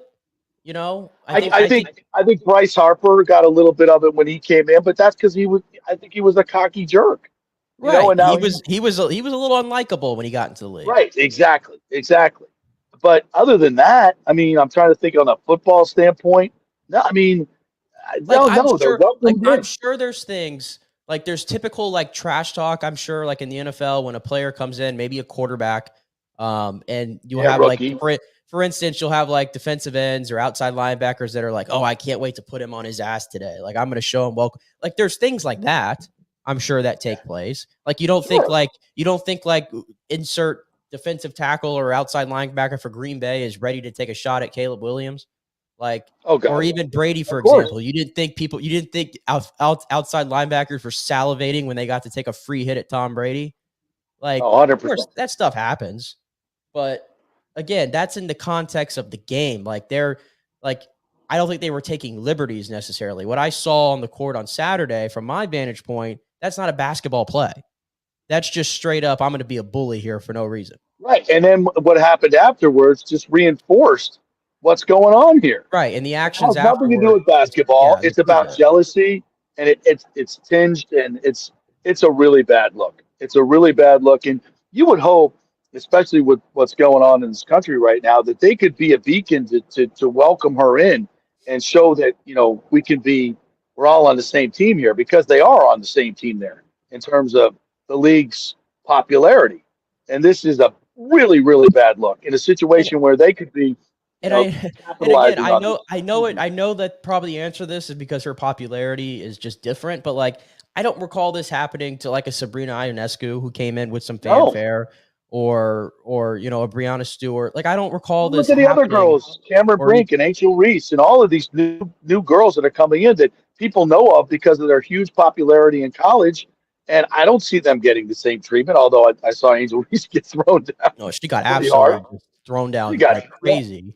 What was it, 2 weeks ago? But but that was more in the run of play. It wasn't, as you mentioned, a cheap shot. Although. Maybe it was a message sent. I don't know. It's a bad look. It's a bad look, and I don't know how this ends, and it doesn't look like it's going to end well, to be quite honest. We're set for the finals, but for the 5th straight year, a team from Florida is in the Stanley Cup Finals. How about that? How about that? I mean, I told you I wasn't rooting for Florida, though. I know everybody was like putting on their Florida Panthers jerseys for this series against the Rangers. I think Florida is by far the bigger rival for the Lightning than the Rangers are. But if you're into that sort of thing, 5 straight finals from the state of Florida, go right ahead. I will say it is funny. I've seen all these different articles being written from all these Canadian outlets over the last few days, and they're like talking about the whole state income tax thing in the state of Florida. And is this proof that it's time for the NHL to step in and change the rules or something? And I mean, they're having a meltdown because their beloved Maple Leafs just cannot get this far, and all the teams in the state of Florida do. And they're perhaps they should take that up with Justin Trudeau. I mean, goodness gracious! You got a problem with your excessive taxes in Canada? Take it up with Justin Trudeau, not Ron DeSantis. The Canadian, mostly the Toronto market has to be the most sensitive. Just media market, one of the most sensitive media markets I've seen. Like, I don't get it. And by the way, there is a Canadian team in the final finally with Edmonton getting there. So, I got to be honest with you. Now, I was a little conflicted earlier, and I was kind of feeling like I was rooting for the Panthers. And now I'm absolutely not, because we want the Panthers to be the team that gets to the finals and never wins. Right. Right? Good for you, boys. How many cups you got? Nothing. Bupkis. Squadoosh. Correct. That's Now, what we want. do I think they're going to win the final? Yeah. No. Edmonton, no. Yeah, I don't know if Edmonton's going to pull it off, but no, I didn't think Edmonton was even going to get this far, though, if I'm being honest with you. And that's why this whole series, I paid attention. I told you going in, I had Dallas and Florida as my final. And so I was all aboard the Dallas train, and they went out with a whimper, man. Did you see that goal by McDavid yesterday? Yeah, and that's freaking God. Like, I was literally thinking to myself, wow, Edmonton's one game away from getting to the Stanley Cup final, and I don't even think Connor McDavid has had to play superstar. Like, yes, he's been good, but he hasn't been like McDavid taking over every game and they're getting by just because of McDavid. It's been a little bit more spread out, which obviously was the whole point. That's what they've been looking to get. But that move that he makes, it's such close quarters like that, and it's against, it's Heiskanen that's out there. It's not like it's some bum. And I've never seen anybody like this in the history of the game. I just have never seen it. How he's able to just move like that in tight quarters. No, and then the energy he brings. You ever seen his warm up? By the way, yeah, it's just insane. And in the way the stick handling and the, I mean, he's just such a force. I mean, Kucherov does it in such a different way, right? And I'm not saying one way is better than the other. It's it's all about production, right? Right. But it doesn't this feel like this? I mean, if you're into that, like, what does the league want? Doesn't this feel like this is the Connor McDavid coronation moment? Like, I think the Panthers are going to get so screwed, and I'm going to love it. I'm going to love it. Well, it depends. I'm going to sit back. Is the league desperate? Is the league desperate to see a Canadian team finally get over the hump and win a Stanley Cup for the first time since 1993? Oh, God, yes. Yes. Yeah. I think they're desperate for it, and they want to make – and this I know from a moment. I know from a rating standpoint, they would have much taken, New York over Florida. Oh God! Now that hasn't helped. The last 5 years, 5 Florida teams in the Stanley Cup final is not exactly great for ratings, and certainly not for Florida being there for a second straight year. But no, it's great for the game that the best player in the league is on this stage finally. He's in the Stanley Cup final, and he's got the crew around him that they think can win it. I got my concerns with. I mean, I know Stuart Skinner has really, hunkered down here in these last 3 games. Good. He's been good, but he's always going to be that big question mark with Edmonton. And also, side note, the home ice advantage too that Edmonton has. I mean, my goodness, I was watching it yesterday, the pregame, and they showed the entire thing on TNT. It's like before the guys have even come out of the tunnel, all 20,000 people there at Rogers Place or Rogers Center are on their feet, and they're going ape.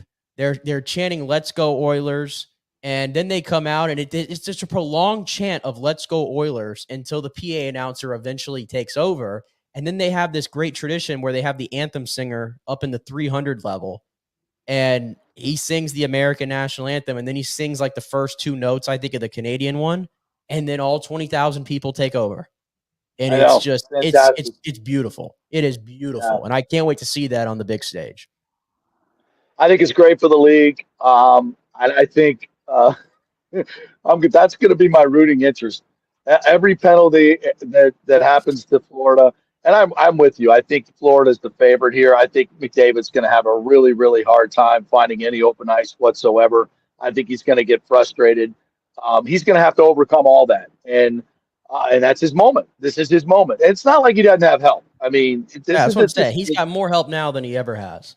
Exactly. This is an explosive team with Draisaitl and all the guys that they have.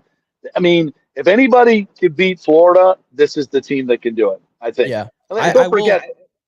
No, I was going to say, for 3 straight years, too, just in terms of style of play, going from Tampa, Colorado, Florida, Vegas, Edmonton, Florida, just from an entertainment standpoint of the brand of hockey these teams play, we are completely spoiled. The amount of speed that's going to be on the ice between these 2 teams. Crazy.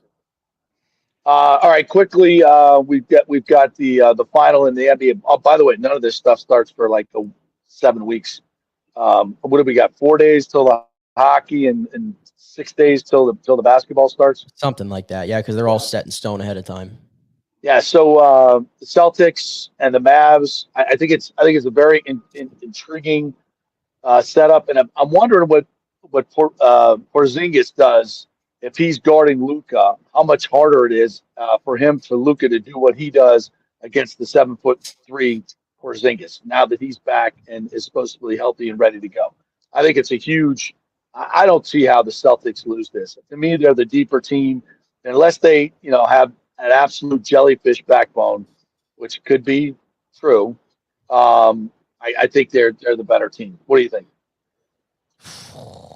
Well, they certainly have more depth than Dallas does. There's no doubt about that. Dramatically.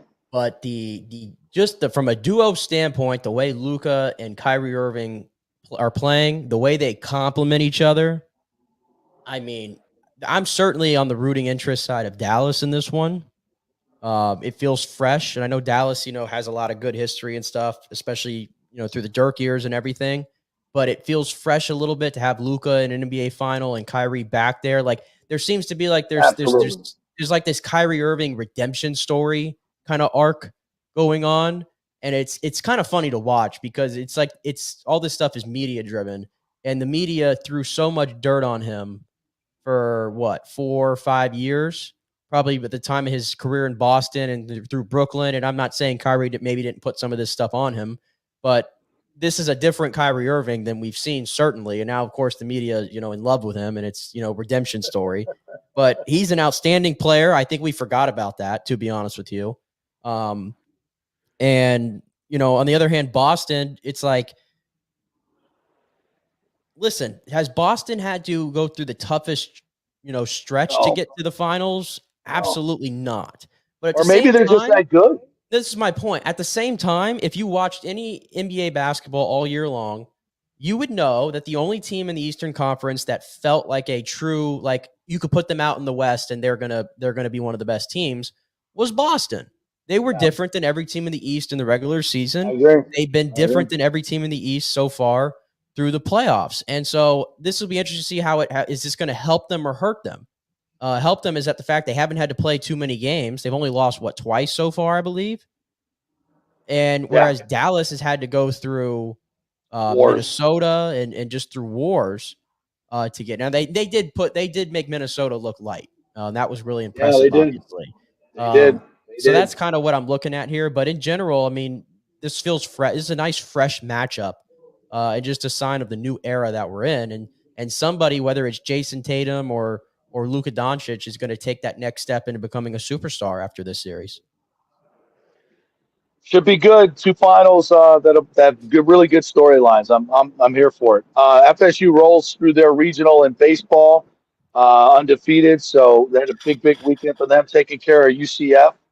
Sorry, buddy. And Stetson. Who else was in that region? Alabama.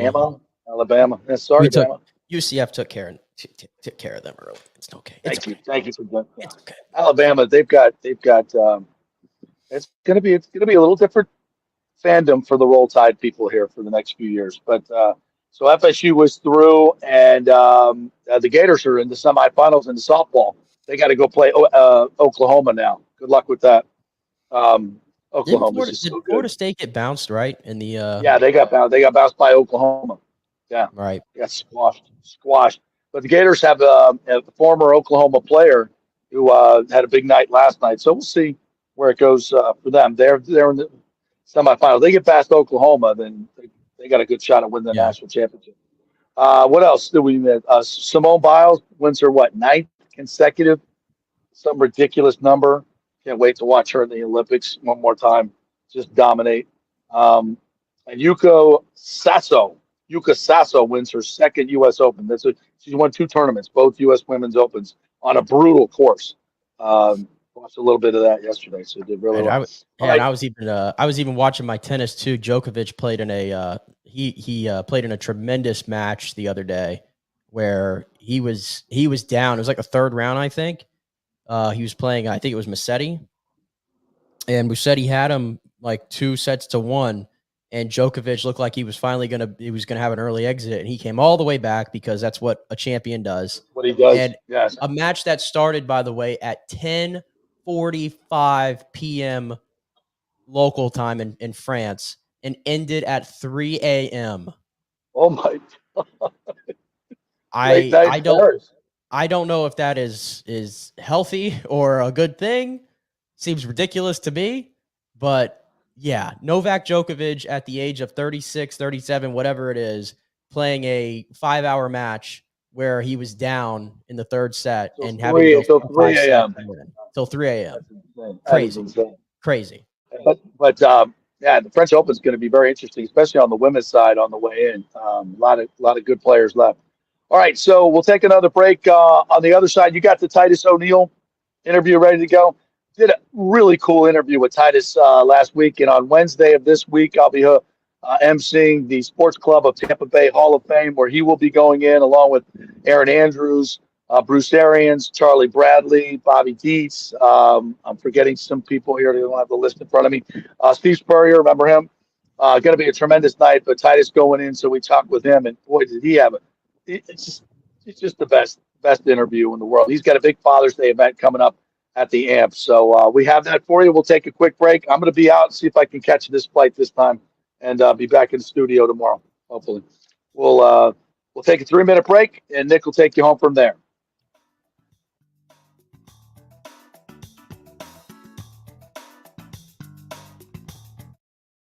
JP here for the Jeeves Law Group and my man Scott Jeeves. If you're going to hire an attorney, do you want some guy looking for a quick settlement and a quick buck, or do you want an attorney with some chops? Scott is a board-certified civil trial lawyer and a certified circuit court mediator. Been practicing in the Tampa Bay area for over 30 years. He is a peer-reviewed AV preeminent-rated civil trial lawyer. They just don't hand out those classifications. He's been the lead class action counsel on many complex consumer protection cases and has handled hundreds of serious personal injury cases. He's dedicated his career to protecting injured victims and is committed to vigorously representing you. We're local, we're trusted, and we get results. Personal injury and personal attention. Call for a free case evaluation. That's 888-9-JEEVES. That's 888-9-JEEVES. The Jeeves Law Group. All right, this is for all you guys who don't want to go to the gym and do 5,000 crunches. At Bay Area Modern Medical Center, you can get on the new True Body machine where you can reduce fat and tone up your muscle. It's like doing 54,000 crunches in just 15 minutes. Define your body as you see fit. True Body offers personalized muscle stimulation that delivers the equivalent of those 54,000 crunches in just 15 minutes. Just get in touch with them at Bay Area Modern Medical Center, BAMMC.com. Chris Lugo and the team over there will set you up on True Body and get amazing results. Non-invasive with comfortable and little to no pain and zero downtime. You can isolate and target those areas that you want to improve and treat multiple areas simultaneously. It's an amazing machine, so check it out at Bay Area Modern Medical Center, BAMMC.com. With over 34 years of producing small and large events, Extravaganza Productions is truly a Tampa treasure when it comes to creating some of the very best events in Tampa and all across the United States. I've worked with them at the Florida Sports Hall of Fame inductions, the Warrior Games, which was an Olympic-sized event spread across all of Tampa Bay. They are the very best, from small meetings to exceptionally large corporate conferences to galas, fundraisers, sporting events, grand openings, whatever you want. Team EPI has an extremely talented staff of designers and show producers that develop extraordinary events fueled by the visions of their clients. You can reach them at their Tampa headquarters at 813-621-4700 or go to extravaganzaproductions.com. Let's go! Right now, back to the show on FanStream Sports. All right, welcome back here on a Monday edition of the JP Peterson Show. Nick Geddes here live from Tampa. JP was here with us for first hour and a half of the program today, live from Nashville. He had to do the show today because he had a little flight issue getting out of Nashville last night, but was still kind enough to join us this morning from the rooftop of his beautiful hotel down there. But now he's got to go catch a plane, so I'm going to take y'all home to the finish line here. And as he teased there, we're going to play this our interview with Titus O'Neil from last week. Obviously, WWE superstar, former Florida Gator, and a great ambassador for the Tampa Bay community. So here is the interview that JP and, of course, Peter Blake conducted with Titus last week for those of you who missed it. So here it is. All right, without further ado, let's bring in the man of the hour. He is, he is absolutely one of the greatest wrestlers in the history of the game. And as far as I'm concerned, in 2020, he was given the WWE Hall of Fame Warrior Award for his philanthropic duties here in Tampa, Florida. He was also given the incredible honor of having a school named after him. He is a wrestling champion. He is a tag team champion. And one of the greatest dudes and most inspirational stories you will ever meet. He is the great Titus O'Neil. Welcome to the show, my friend. How are you? I'm great. How are you? Good. Congratulations on so many awards. But now I think a very, very special one as the Sports Club of Tampa Bay welcomes you into their Hall of Fame.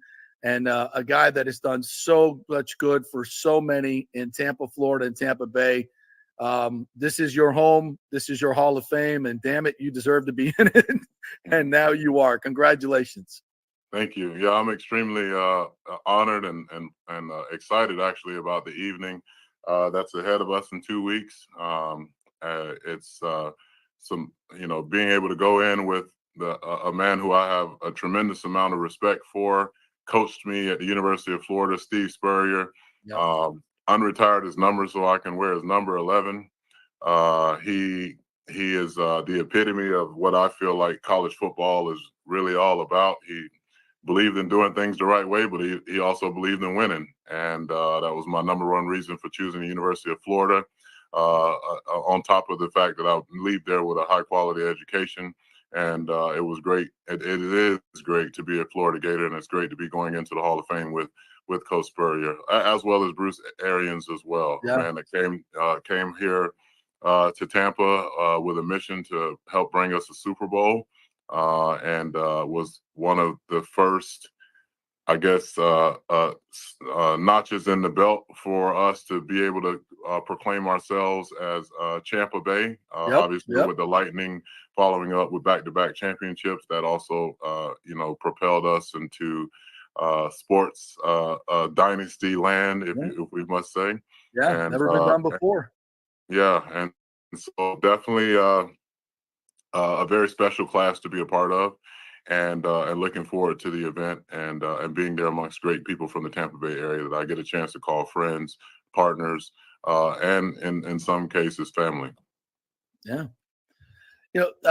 Should we call you Thaddeus or Titus for this interview? I don't know where to go with that. Titus. Yeah, you can call me whatever you want to call me. I'll answer them both. Superstar. We'll call you Superstar. Yeah. I talked about this in the open because I've heard you speak so many times, and you've been very candid about what was a very, very difficult upbringing.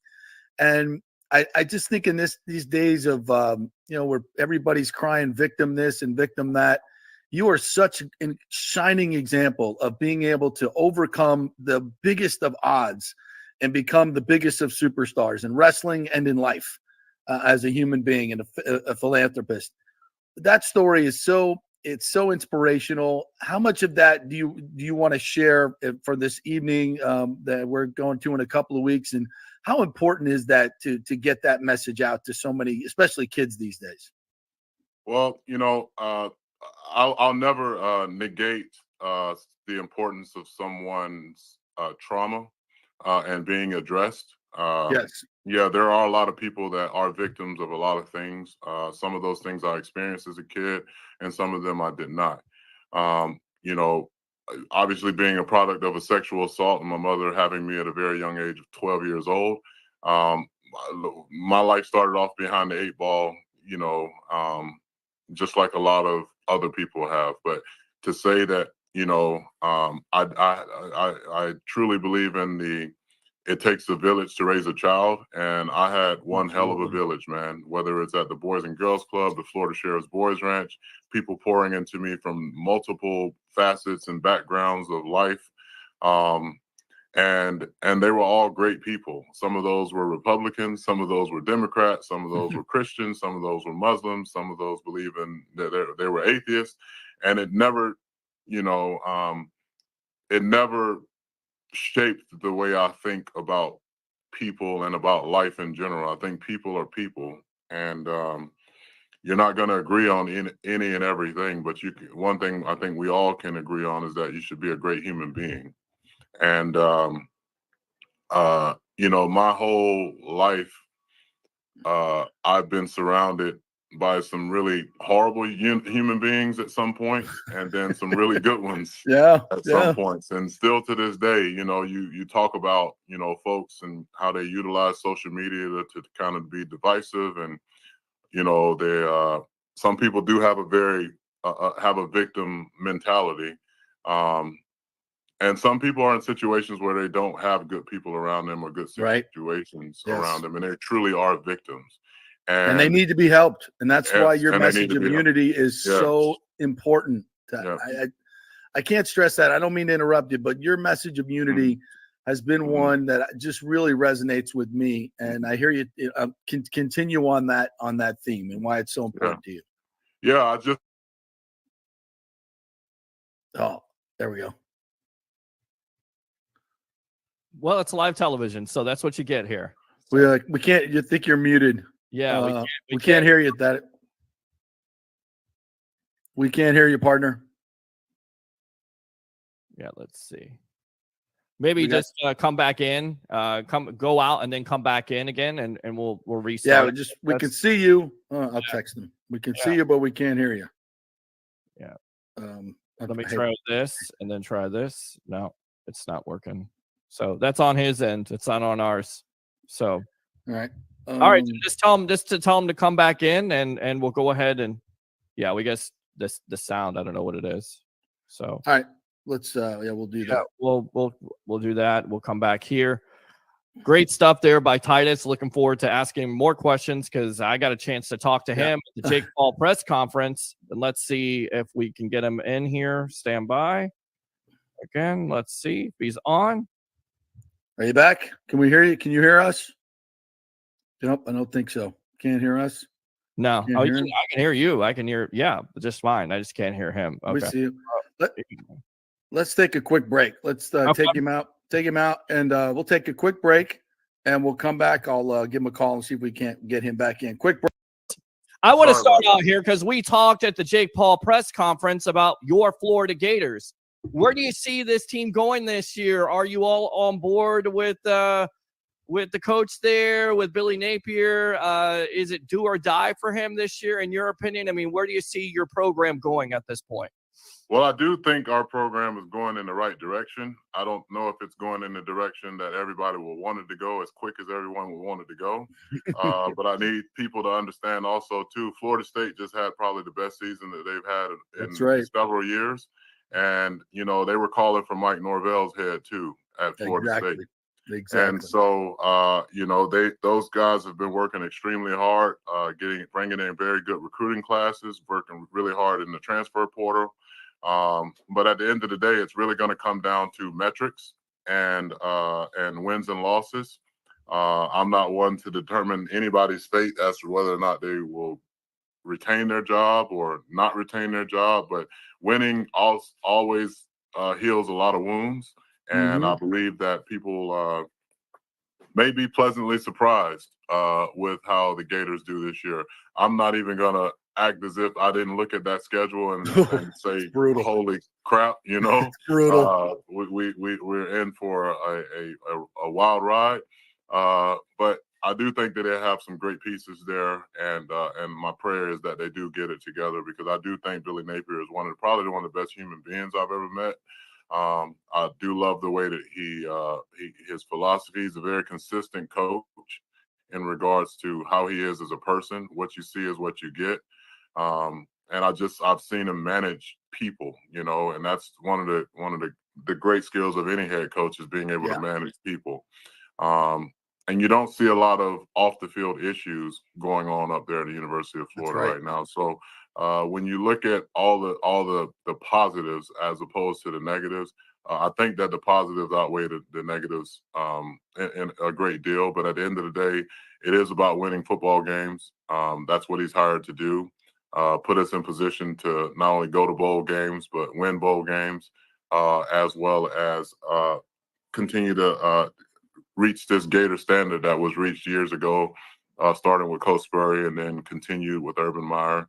And, as we all feel at the University of Florida, you should be able to win here. If you can win at Georgia and you can win at Florida State, you can win at Alabama, you should be able to win at the University of Florida too. And so that is something that should be expected. And I think is expected by a majority of the Gator Nation. And I know that it's expected of the coaches as well. They wouldn't put in the hours that they put in and do. I've seen when people have kind of thrown in the towel and given up, and I have not in one way, shape, or form seen that with Coach Napier and the staff. Well, that's one hell of an endorsement for Coach Napier. And I agree with you. I've said this on my show many times. You guys, the Gators would be nuts to get rid of him. And this year, it may be a 4 or 5 win season. If they make that mistake, they will regret it. I'm telling you, he is recruiting his ass off. This portal class that he just brought in, outstanding. And he's got a young player there that you might know pretty well too, right? Your son is now a Florida Gator, right? How cool is that? Yeah, my son and my nephew, Miles Graham, who started in January. Oh, that's true. Yeah, Ernest's son. Yes. Yeah. So I'm moving my son actually into his dorm next Monday. How cool is that? How cool is that as a dad? Come on. Yeah, it's awesome. I got one at UCF, and then my other one will be at Florida, and they both will be playing against each other. So that's I wouldn't say it's a house divided. My degree is from the University of Florida, but I do have lots of love for UCF. I think Terry Maher, I have so much respect for him as an athletic director, and Gus Malzahn as a head coach, and my son is happy there, and they're doing things the right way as well. So you can't, as a parent, I can't be more prouder of either one of my sons. And then my daughter is going to college this summer to play at Oakland University. So I'll be an empty nester. All my kids are Division I athletes. How about that? And so I'm definitely a proud father.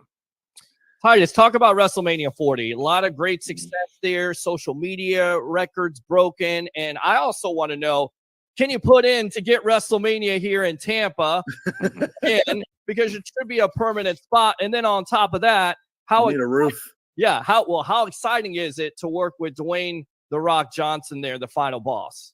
Obviously, Dwayne "The Rock" Johnson, the final boss, brings a lot of excitement in any project that he ever is a part of. Yeah. Wrestling is in his veins. It's in his blood. It's what got him, the opportunity to do all the amazing things that he's doing, and to see him back not only as an on-screen talent, but also as one of a member of the board of directors, and helping Nick Khan and Paul Levesque, Triple H, and making this transition from one stage of an era of wrestling into the true Paul Levesque area, where you could definitely see his fingerprints kind of all over everything. You see the NXT talent that have been brought up over the last couple of years, some that were released that brought back, and it's just this. It's this kind of resurgence of energy, not just because the locker room is different. The business is different. And a lot of that has to do with the leadership of Nick Khan and Paul Levesque, but there's definitely no question that Dwayne "The Rock" Johnson, who now owns his name, The Rock, is probably the biggest, succession move ever. But it's, in regards to getting WrestleMania back here in Tampa, Rob Higgins and Claire Lessinger and that team, great job. Team Tampa Bay, they work hard to bring events here. They worked hard to get Royal Rumble here, which was a huge success for the company as well, huge success for the Tampa Bay area. And I would not doubt that Tampa would be in the running for another Big Four, whether it's the SummerSlam or other. But now, we got some stiff competition. Yep. Because the foreign crowds have clearly cemented their space and place and opportunity to receive one of the Big Four pay-per-views. Ooh, they're going overseas? Yeah. Wow. We went. We had WWE Backlash over in France, and it was truly one of the most electric crowds. And then you think back to in the fall of last year, we had a pay-per-view in San Juan, Puerto Rico, and that place was amazing.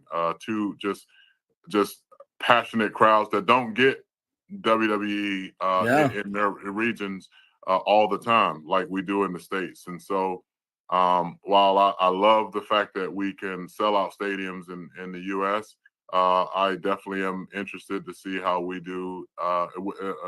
See how I know how we will do. We will do excellent overseas, and I know that London has made their play for WrestleMania. Wow. Saudi Arabia has made their play for. They got a little bit of money. Yeah. So and we'll be in Saudi Arabia in a week now from now.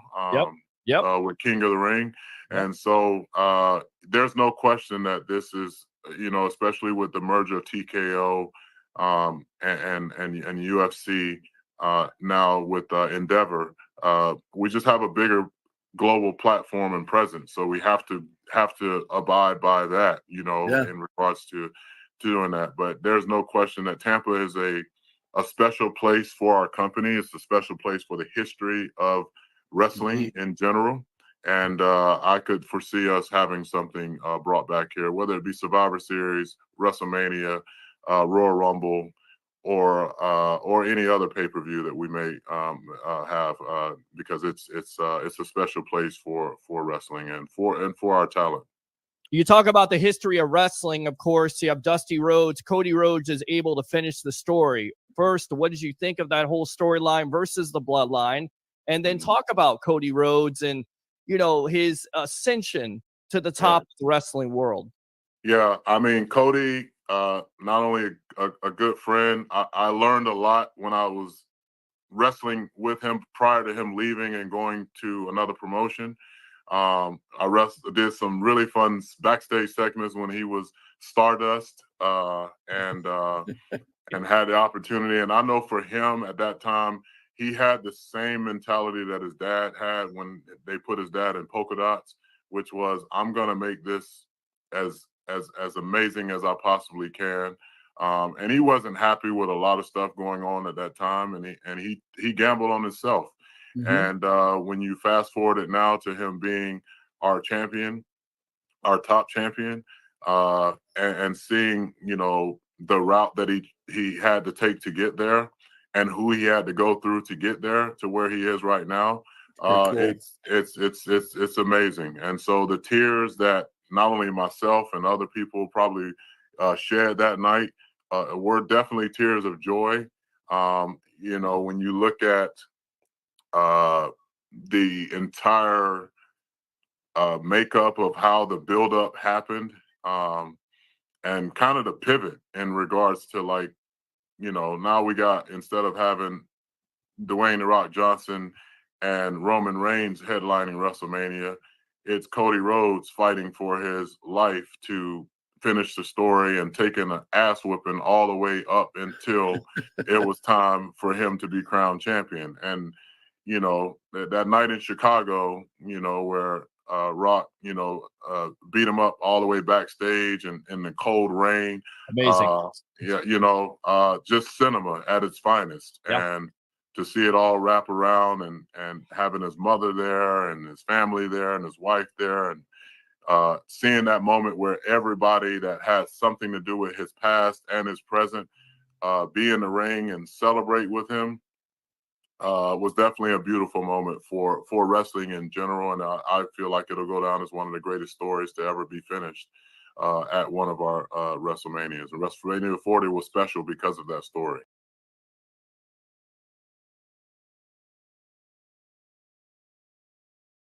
Titus O'Neil, like I said, from last week. And with that, that'll do it for today's show. Again, thank you, JP, so much for joining us from Nashville after that flight issue. He will be back tomorrow with you with Tim Ham at our his usual Orlando studio. So he will see you then, and I will see y'all on Thursday. Have a great day, Tampa Bay.